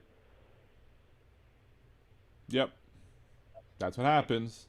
That's what this administration is doing with a lot of the people that are on his side. If you people who he got pardoned, they contribute $1 million or whatever, or buy Trump cryptocurrency, or do whatever it is they want to do, and then all of a sudden they get pardoned, and then they no longer have to pay the millions of dollars of fines that they had to pay over the things they were dealing with. So yeah, it's a pay to play, and it's a pay to get out of jail free, and not only get out of jail free, but to get out of your responsibilities as well. So, well, this is just it. This seems to be an ongoing repeat, rinse and repeat scheme that keeps going through, where people are just, I mean, can you imagine the lineup of people who are looking to basically get a pardon, as well as to recoup all their losses from having grifted other people in the past, and who want to have their name cleared, as well as all the money that they stole given back to them. I mean, this is unreal. I mean, I don't know how, like, even MAGA shouldn't be all right with this. I mean, this is just corruption of the highest order. And this, but we're ruling the libs. I mean, what? You're not ruling the libs. You're just screwing yourselves. Yep. He's promised you the world and delivered absolutely nothing, and you're losing your shirt in the process. All for a vote that didn't cost you anything except probably your livelihood, your house, your food. I mean, it's ridiculous. I mean, salmonella is everywhere. Measles are everywhere. How many people are not going to get health insurance next year because their premiums are too high? And then how many people are going to go into financial dire straits, and also not get the health care that they need because now they don't have insurance? So this administration is now going to cause even more deaths than the last administration. I would even argue that we've probably already seen more deaths in this administration than the 45 administration globally, because of all of the people who have probably died because of a lack of U.S. aid funding. Well, I think the estimated death toll right now is up to 800,000 people have died because of not receiving U.S. aid.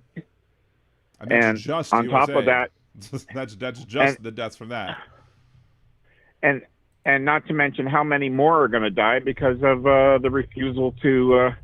I mean, who goes and takes the AIDS drugs that are already sitting there and destroys them rather than distribute them to the people out there? It's already been congressionally mandated. It's already been paid for. It's just sitting there in a warehouse. It's supposed to be given to these people so that way they can survive. And you go and you say, no, like, this is the worst. I mean, we are looking at the second Holocaust due to Peter Thiel and Elon Musk and Stephen Miller and Donald Trump and all of his sycophants, even what's her name? Nome. I mean, God, what a piece of shit she is. I mean, and I mean, these people have no conscience. They have nothing. I mean, Levitt went and fucked over her niece or whatever, the lady that's related to her from her brother's wife or whatever, and I mean, these are the worst of the worst. You couldn't write a soap opera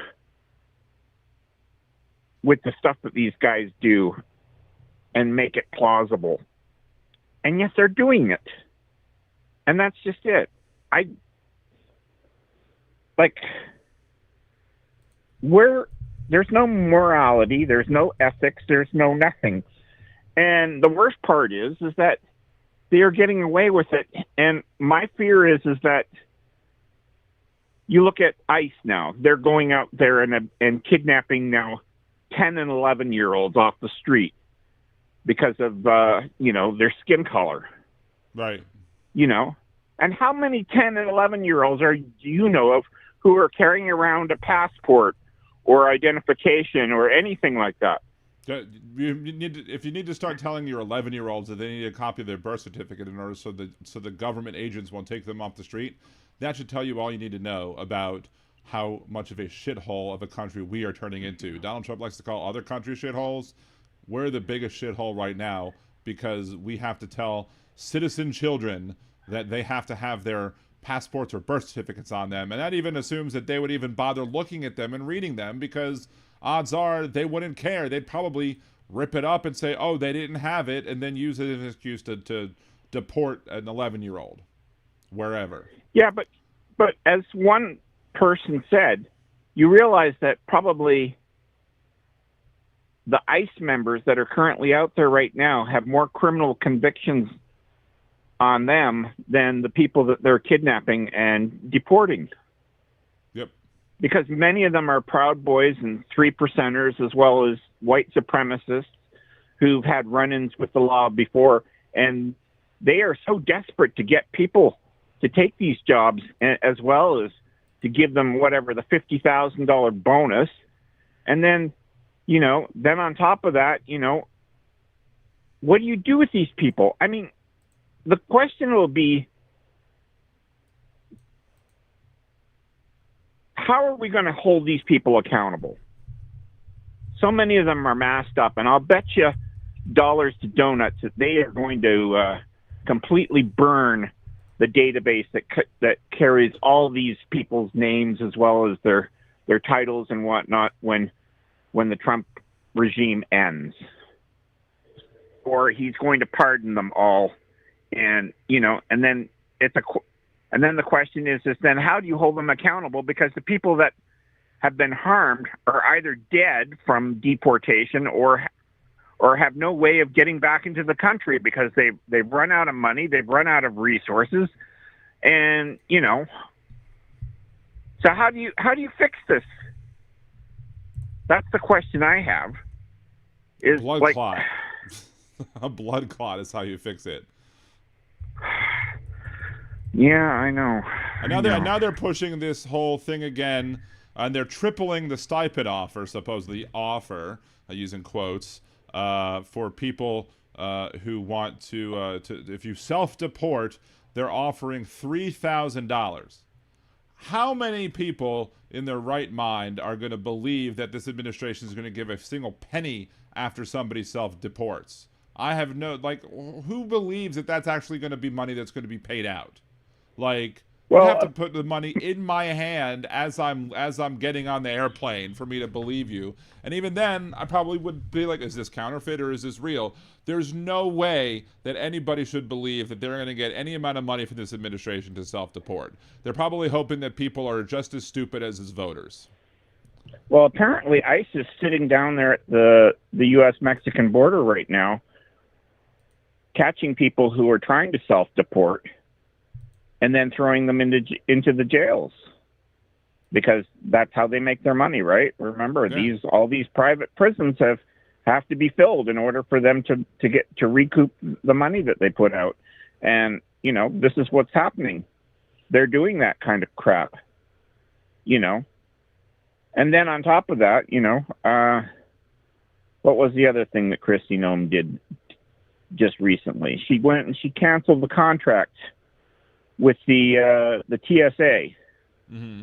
after a judge already told her that she couldn't do that and that she was going to punish all these air traffic controllers who went unpaid for 46 days.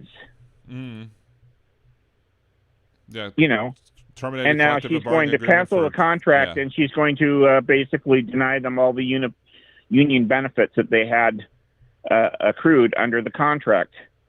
Yep. And apparently Trump is going around and going through all the government agencies and basically union busting all of them and taking away their benefits and all the rights that they had accrued via their unions and whatnot. So, he's dismantling government on an epic scale. And I mean... And I would that's the point that I would make to all of the people who are union people who supported Donald Trump. Are y'all happy, union folks that supported Donald Trump in the past? You thought that he would be good for labor? Anybody who believed that a billionaire member of the ownership class would in any way be good for labor is a fucking idiot. Absolute fucking idiot. There's nobody who believes in labor who should ever believe that Donald Trump or anybody at that income level is going to be somebody who's going to have your best interests at heart as a member, as somebody who is in the labor workforce. It's bizarre. But to those people, again, it wasn't about the actual labor. It was about the bigotry, because he won them over on bigotry. Because as long as you have the bigots out there, the bigots don't care about what happens to them, as long as what's happening to the other people they're bigoted against is worse. As long as they can look down on somebody, they're not going to look up to see how Donald Trump is shitting on them. Yeah, they're willing to empty their pockets so long as the person of color has it worse off than them.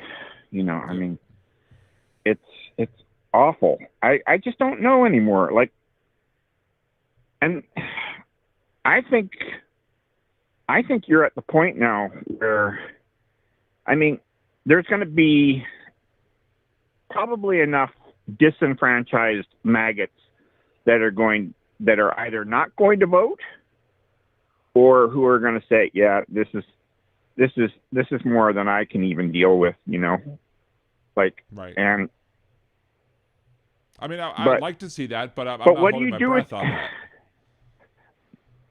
But the problem is that what do you do with these people? They're irredeemable, because you know that what's going to happen is that the next Republican that tries to get the office is probably going to be more competent, but he is going to have he or she is going to have the same speech that Donald Trump has been spewing for the last while, hoping that it'll be enough to get them elected and into the seat of power as well, you know? Right. And it's like, I don't know what you do, because these people, like I said, the basket of deplorables are unwilling, if not capable, of change. The only way that these people change is when something happens directly to them. Like, they have to have something happen directly to them in order for them to be like, oh, maybe I fucked up. And which is the difference between the left and the right. You and I and other people who are on the left can sit there and see bad things happening to other people who we're not related to. And we can say, you know what, that's a pretty fucked up, shitty thing to happen. That should stop. But not MAGA. MAGA looks at bad things happening to other people done by this administration, and they're like, oh, let's try and figure out an excuse as to why it's okay. And then they will continue doing that because they're never going to admit that they were wrong, unless something specifically has to happen to them or somebody who they're closely related to.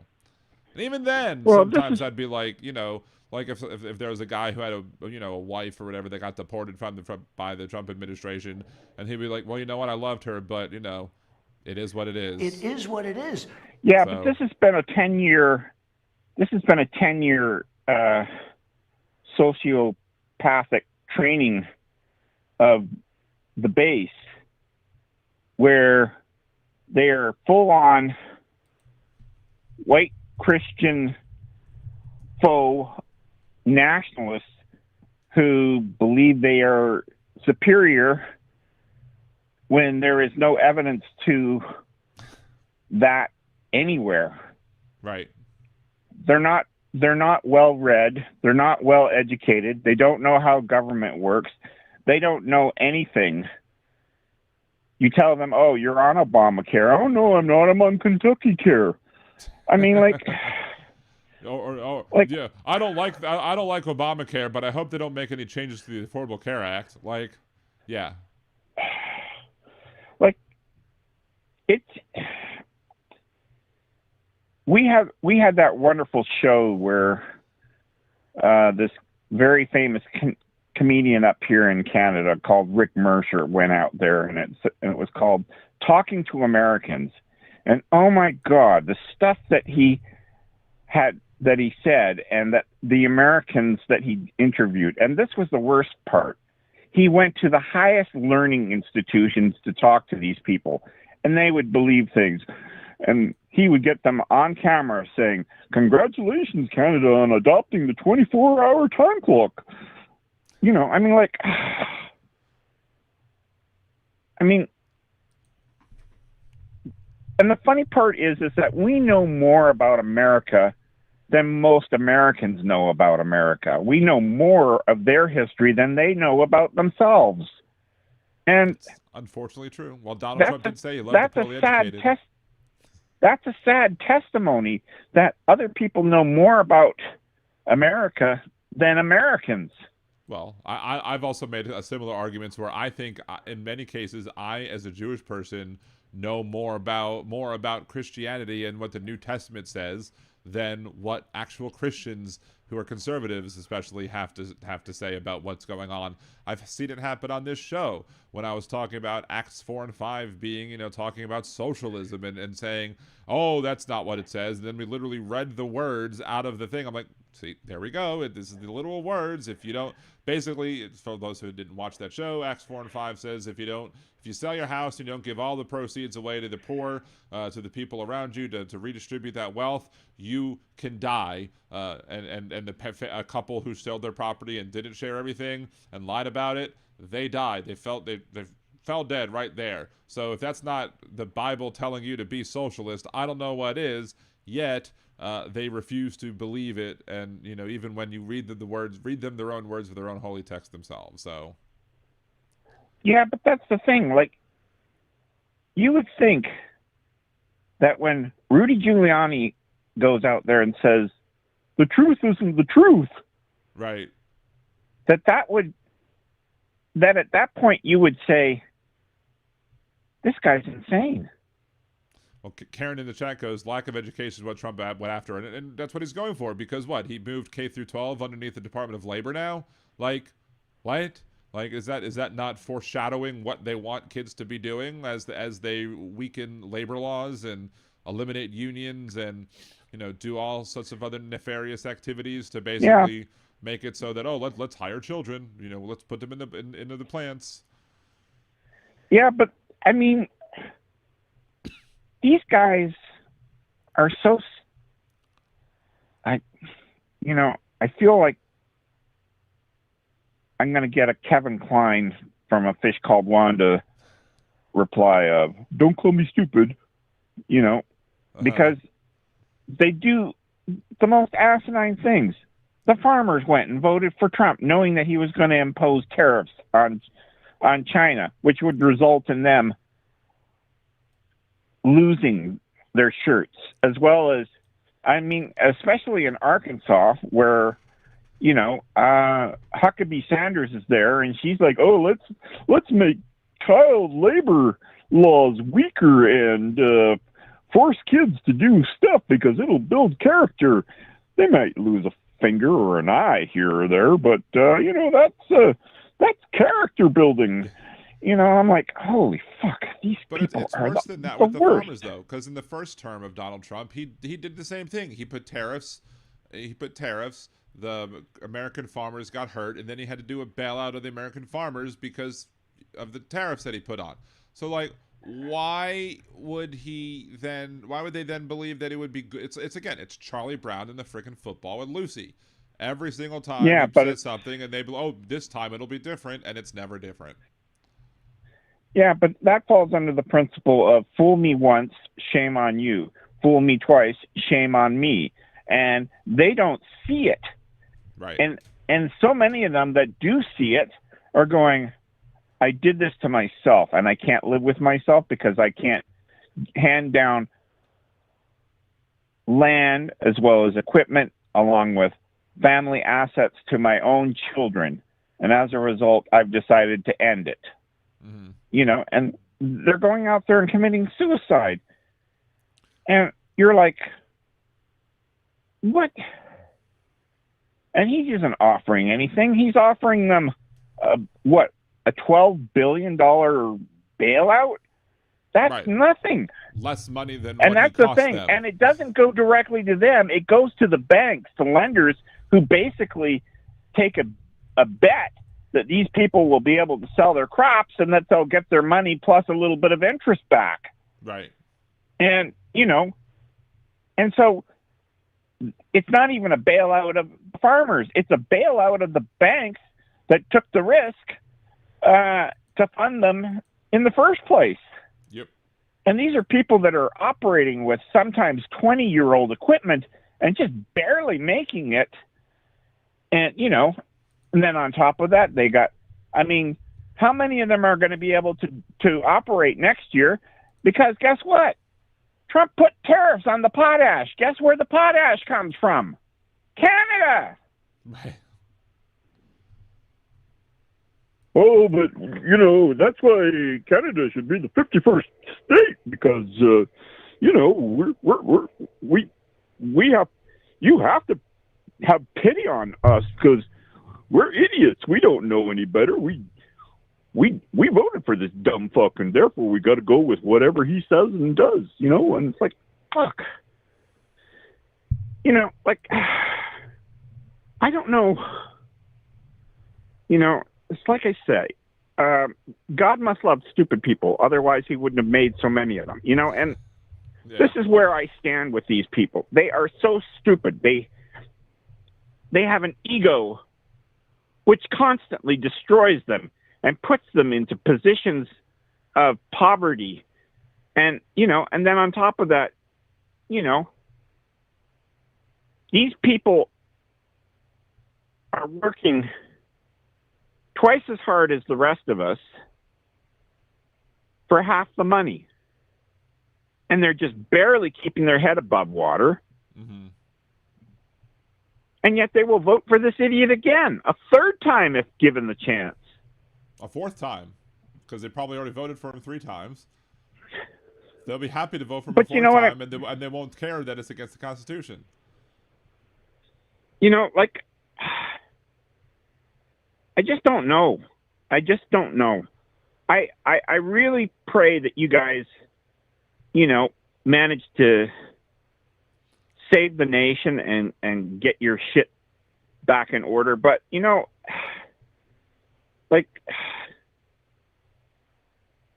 guys, your leadership right now is shit. Schumer looks like,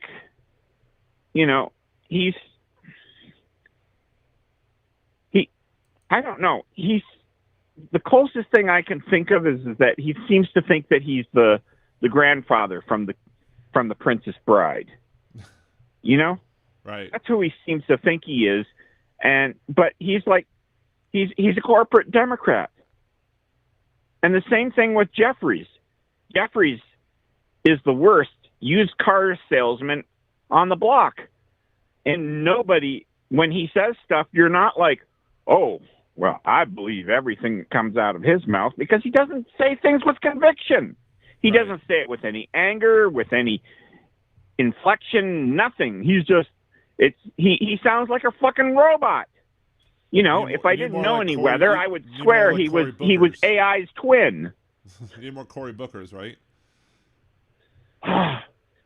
Yeah, at least he shows Booker, passion. At least he showed passion in his filibuster, when his actual filibuster.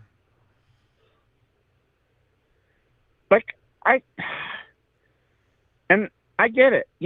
I agree with Texas Paul. You know what? You have to support them all, because no matter what, we've got to retake what's there or what's left. Right. And try to save the country. Because at this point, let's face it, there's a fire sale going on right now, and the billionaires are buying up everything. And that's my worry, is that that's what's happening right now, is that you guys will lose everything. And you won't be answering to the next president. You'll be answering to the billionaires, because they will own everything. They will control everything. They will be the only employer in town. And you guys are going to be shit fuck out of luck. Mm-hmm. That's my worry. Because,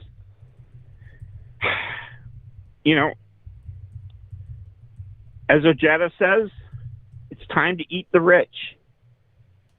They have benefited for the last 45, almost 50 fucking years off the backs of the poor. There's what, $71 trillion that have been transferred from the middle class to the top 10%. And that's unacceptable. That's unacceptable. Because that's just gross theft. And we know who's responsible for it. It's largely within the Republicans. Because every time they get the piggy bank, they go and they empty it and give it all back to the rich. You know, and you're left with, if you're lucky, a penny that got stuck in there somewhere, and then we're supposed to refill the piggy bank again and wait for the Republicans to get back into power and fucking empty it again. Right. You know, like, I don't know how to simplify it any more than that. This is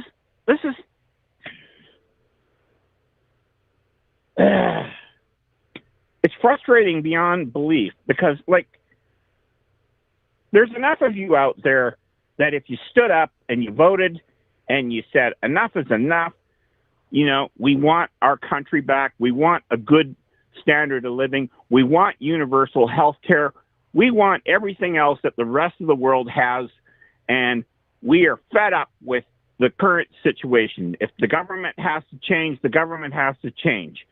And it should be, you know, like, you guys are still living under principles that were created in the 17 fucking hundreds with your Constitution and all the stuff. And you got a Supreme Court that goes, well, here's what I think the founders of the nation were thinking back in 1700, and we should apply those principles today. It's like, fuck off. And you guys make it fucking impossible to get an amendment through, and then you do the fucking filibuster to the point where nothing gets done. You know? Right. And you keep playing a losing hand in poker, where you just keep losing more and more and more and more. And, you know, every once in a while you win one flop hand, and then you get a Democrat in power who manages to clean up the mess from the last time, but you're still, what they do is they get the economy rolling again and people starting to see some food on their table again, and then guess what happens? You guys go and turn it around again. And the problem is that all that accredited debt just keeps stockpiling. Right. You get the economy rolling again, but you never pay down the debt. I mean, what are you guys at now? You're at almost $40 trillion in debt. And it was supposed to be better, right? We were supposed to be cutting the deficit and, you know, not having as much debt, but apparently not. Apparently that's what happens when Republicans take control. They cut taxes to the rich, but still run up the debt, which puts us in even a more financial precarious situation than we would have been before. So, well, like I said, I just don't know how you guys do this. This is this trickle-down economics experiment has been tried so many fucking times, and it never fucking works. And you keep letting the banks get away with shit and let them rob everybody, and then they walk away, and, you know, and you let the interest rates completely go up. You don't, you know, you charge outrageous rates for student loans and everything else, and, you know, you don't serve the people anymore. You serve the masters, the billionaire masters, and the the corporatists who are basically running the whole shebang at this point, where, right, you know, and there's nothing coming back. If you're lucky, I mean, I don't know how you guys survive is beyond me. I mean, I can barely make it up here with what I have, and I have all the essentials basically to live. And I mean, I've learned to face the fact that, yes, I'm not going to I'm not going to be rich when I retire eventually, but I will have enough to survive. And that's enough. But you guys don't even have that. You don't have health care. I mean, that's essential to make it to retirement age. And you don't fucking even have that. Right. You don't have universal health care. You know, you don't, your pension plan or your Social Security is about to be raided by Trump and the Republicans, and before too much longer, and then they're going to, you know, and then they're going to dump it all on the Democrats when they get power again, and they'll say, "Oh, see, look at the Democrats! They're not being fiscally responsible because they're helping all the people that are starving and dying on the streets. It's horrible. Them helping everybody that needs help." Yeah, exactly. Oh, we're terrible for helping people. Like, you know, it's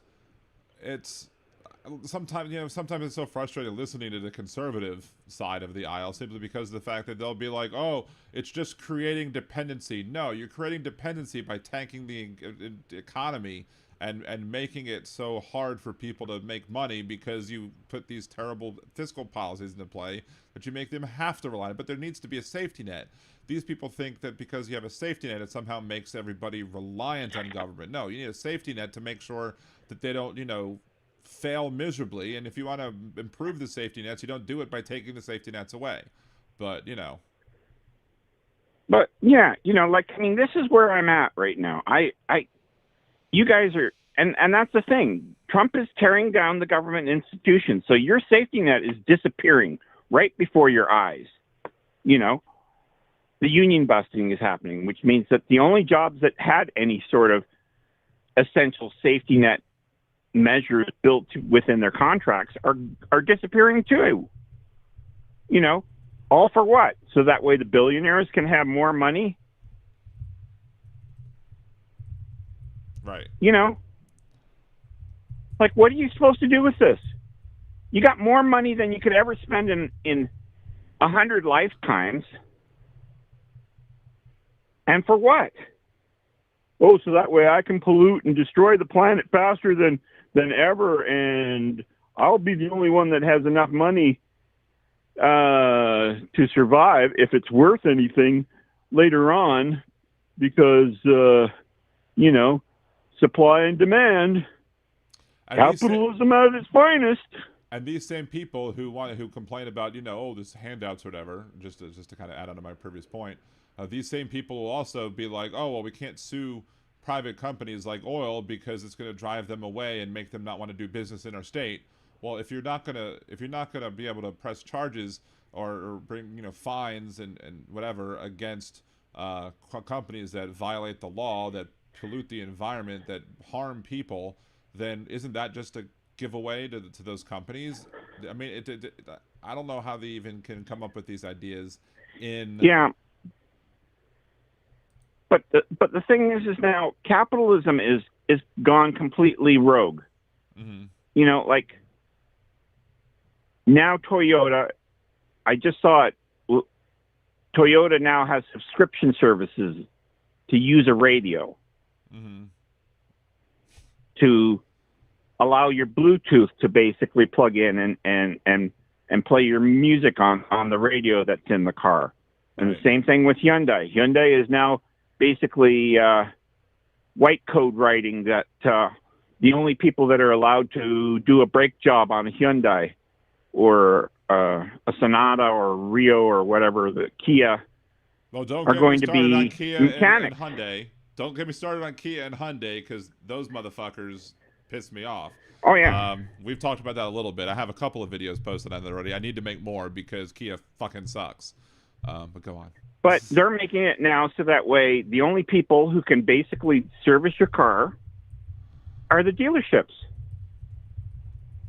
Because they don't make money on the sale of a car. They make money on the service. And if they can force you to take all your servicing to them, they can charge you the top dollar every single time. And then on top of that, oh yeah, then there's subscription fees. And then they're going to white write the code so that a regular OBD2 or an OBD1 won't work Right. on these cars. And the ones that do, guess what? They have to pay a subscription fee to be able to get the data from the manufacturer for $45 or $50 a month, which then that cost is passed on to the mechanic, which is then passed on to you. Right. I mean, you guys have lost your fucking minds. Well, You know? Well, someone else said in chat earlier in the chat where capitalism is basically now said, okay, let's privatize profit but socialize debt, so that we cover the big companies when they have failures, but we don't require them to pay us money when they have successes while we're covering their failures. So it's just it's all a big scam to make rich people richer and make the poor people suffer, and it's getting worse and worse and worse. So, any other comments? I think we're probably going to end. Well, remember when I said to you, I think I'm hedging my bets on older Japanese cars. Right. Exactly. Now I feel like I've been redeemed, because I'm like, I wouldn't buy a new car now, because knowing that I'm going to have to pay a subscription fee, right, as well as have to be forced to bring it to a dealership to have it serviced. I can't even work on the car myself anymore because of the white right code, because it'll reject it. It'll force the emergency brake basically to lock, so that way you can't service the brakes. And I mean, like, this is capitalism out of control. And the thing is that you guys, the Congress and these people, allow this shit to happen willingly, knowing that they're going to that these Republican politicians are somehow going to get a cut. Because who do you think funds their campaigns and everything else, right, and lobbies them and does all this stuff and allows this shit to fly without a second look? Exactly. Anyway, I went on and on and on and on. We appreciate you going on and on and on. We like having the view from outside the country. I know. It's always helpful, but thank you again. We'll be on Wednesday as well if you want to call back. More than appreciate you have a good rest of your night, and hope your legs are doing better. Yeah, and I hope yours is doing better too. And thank you so much. Well, you know what I look like now, so. Yes, I do. So. Anyway, man, you have a great rest of your night. Take care of yourself, Dan. Peace out. Okay, bye. All right, we're probably not going to open up the phones anymore. We're probably going to keep them closed. We're going to talk about a couple more things before we end the show. I did have an opportunity to go briefly look up, some of the companies that lost money today on the whole solar thing. Not the solar thing, I'm sorry. I did have the opportunity to go look up on the wind power thing and the wind turbine projects that have been stalled by Donald Trump and his administration, and looked up which companies lost value, one of them being Dominion Energy. There's like 5 different companies that lost value today over Donald Trump's changes to the leases or whatever. Dominion Energy experienced unusually high options trading activity today. Over 15,000 call options were acquired, a 312% increase, and the stock price simultaneously fell by 5.7%. Sharp decline reflects intense bearish sentiment as the company faces a 90-day suspension of its flagship coastal Virginia offshore wind project. But again, 15,000 call options, to me, it's not necessarily a short, but that tells me that there's some financial shenanigans going on, and people were absolutely taking advantage of Donald Trump's actions today as it pertains to them doing those 15,000 call options. So there's that. Hey, Bicycle Mike, good to see you. Thank you. Hope you're feeling okay today. Another thing I wanted to bring up is that tomorrow at 6 p.m., I will be calling into Jeff Carreir's radio show. If you have any sort of online, whatever, you want to look at WGSO.com, or you want to just tell your Siri or whatever to play WGSO 990 AM at 6 a.m., they're going to call me, I guess, and we're going to have a conversation about the issues in Louisiana as it pertains to how they changed the rules for nonpartisan, non-party persons to run, and how they took away ballot access from people who are not Democrats or Republicans. They stopped them from being able to paying the filing fees, and they've stopped people who are Democrats and Republicans to be able to sign petitions for the people to be able to run for office. So we're going to be talking about that on Jeff's show. It's not going to be hyper, I'm not going to be bringing my full liberal Dan view on everything, but I will be talking about how the Louisiana legislature, which is run by Republicans, basically screwed over every single voter in the state. And we're going to be talking about that, and maybe talking about perhaps when we might have events down here in Louisiana to try and get people to sign these petitions to get me on the ballot for the 2nd Congressional District. So I don't expect to win that. The whole point of this thing is trying to show people how corrupt and terrible the Republican-controlled legislature is here in the state of Louisiana. So we're going to be doing that as well. So let's see. So again, that's 6 p.m. Central Time here, so 5 Eastern, 4 Pacific, if you want to tune in and listen as we go live. And you might be able to even call in if you want to. And it'll be nice to hear new people calling in to Jeff Carreir's radio program. But, because usually it's the same conservative type folks over and over and over again, and then sometimes me. So, but another thing I wanted to, I guess, on Wednesday, I don't know how serious or long of a show we will have on Wednesday. I do plan on being here Wednesday and Thursday. I have no planned vacations at this point in time through the end of the year. So I will be live Wednesday. I will be live Thursday. If you are wanting to get away from family. What I was thinking about doing is, I know last year somebody did something and wanted me to sing some song, and I did end up singing "Oh Holy Night" or something, at least part of it. So maybe I'll do something where we can do something fun and be like, if y'all tip the jukebox enough, maybe I'll sing some Christmas carols, even though I'm a Jew.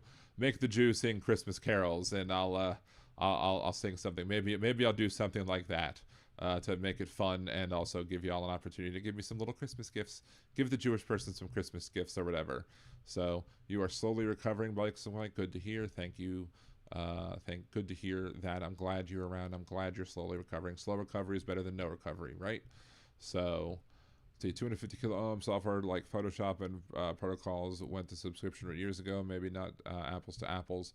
Yeah, there are some issues. I've noticed that as well, where you're moving to subscription issues, and there's some things I'm even seeing at like my work, for example, where they're moving to online subscription type stuff instead of having on-premises stuff, and they're wanting to push people to be that way.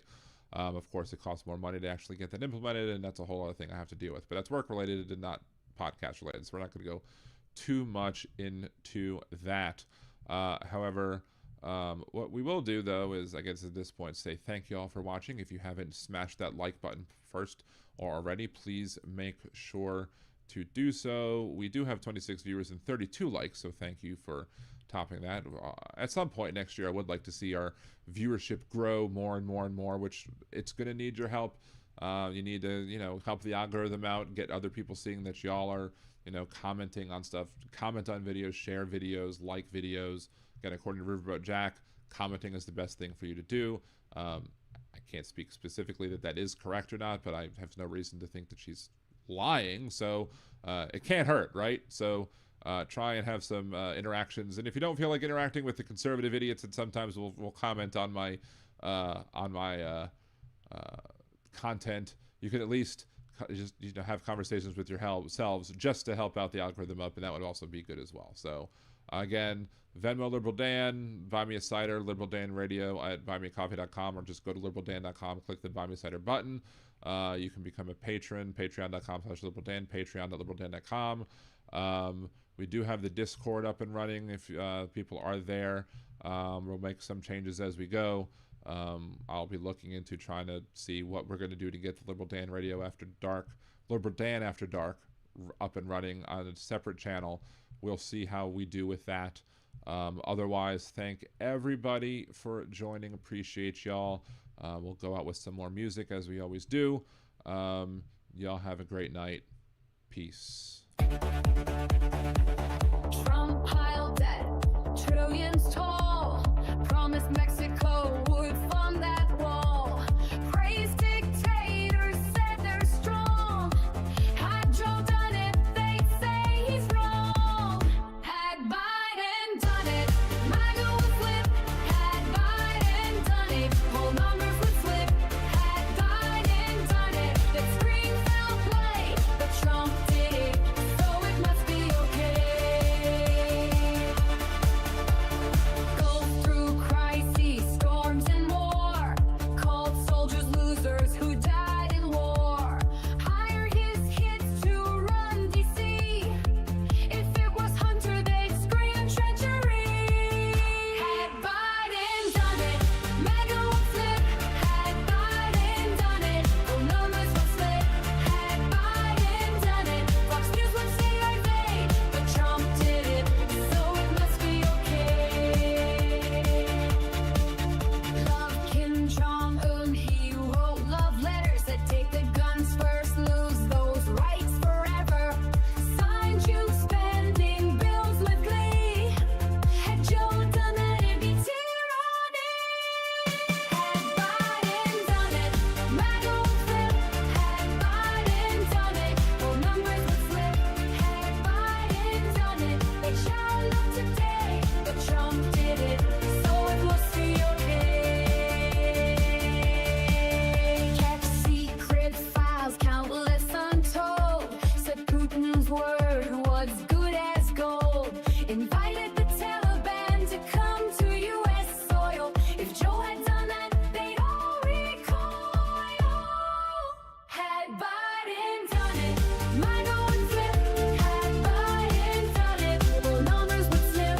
Had Biden done it, they'd want him to pay. But Trump did it, so it must be okay. Double standards loud and clear. Rules for Trump, but not for peers. What they call treason, if Joe's the name, is patriotism when Donald's to blame. Had Biden done it, MAGA would flip. Had Biden done it, whole numbers would slip. Had Biden done it, they'd shout no way. But Trump did it, so it must be okay.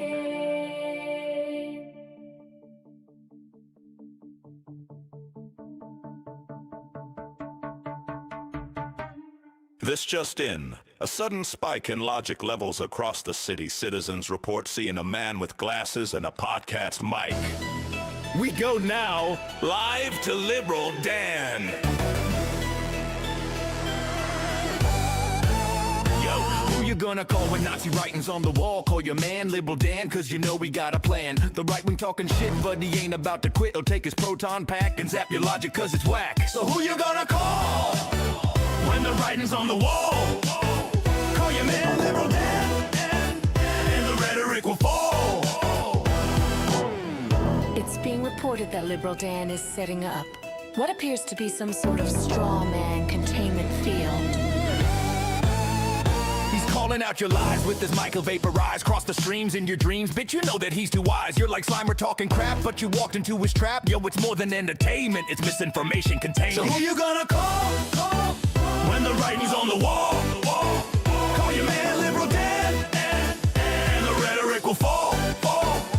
The Statue of Liberty, the writing you can see. So bring the huddled masses, it's a war of the classes. While Trump may think he's Vigo, Dan can cut through that ego. He's got the facts to prove him wrong, got that logic like Egon. Your logic is a ghost, cause you know this chick is toast. When you follow MTG, it's conspiracy, you'll see. There's no need to taser, he's got wit like Occam's razor. Liberal Dan cuts those lies with his Jewish face laser.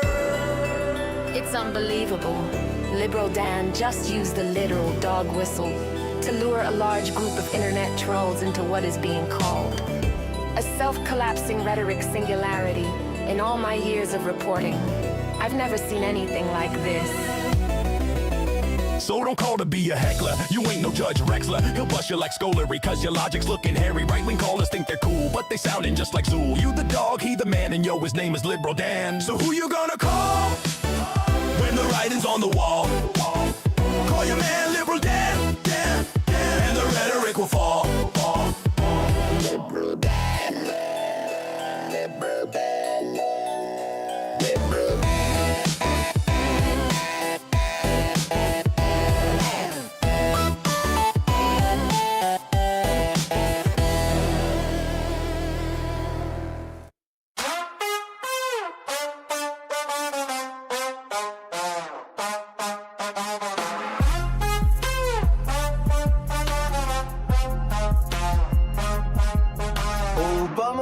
Bush's pictures got hidden, obscuring the past, history rewritten, hung in a hallway where no tour can see, confirming his unending fragility. If Trump can't see it, you must not exist. That also includes the Epstein list, object permanent, a milestone missed. If Trump can't see it, he must not exist. Testing was the line that he said.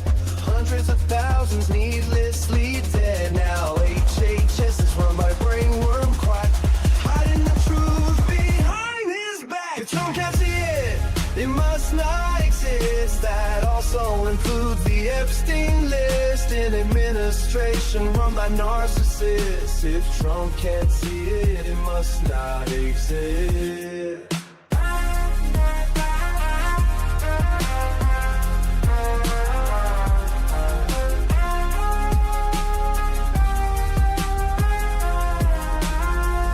Of documents stacked floor to the wall, top secret folders in a bathroom stall. Charges were pressed, but the case was dropped. A corrupt judicial system he can co-opt. If Trump can't see it, it must not exist. That includes the Epstein list. He'll swear it's fake news, a liberal twist. If Trump can't see it, it must not exist.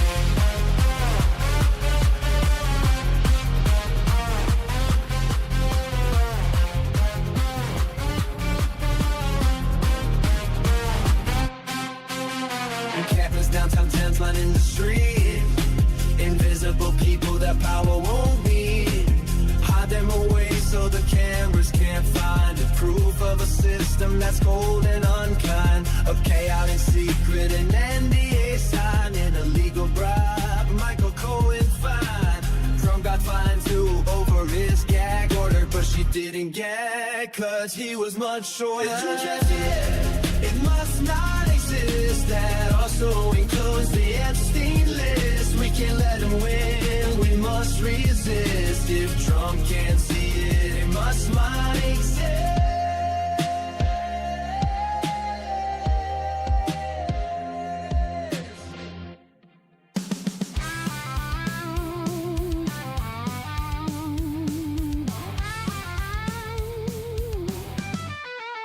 The creative director at WGSO had a little something he thought you should know. When Dan picked on his bits, Steve got real gruff. So Steve called Dan a flake, called him liberal dandruff. Steve thinks that his lines are really clever, but when do people ever like him? Never. Liberal Dan's got better lyrics, this is true. Listen and you'll feel like I do. Liberal Dan, his show is great. Liberal Dan, he goes live at 8. Liberal Dan radio, it's the best, cause Liberal Dan's head and shoulders above the rest.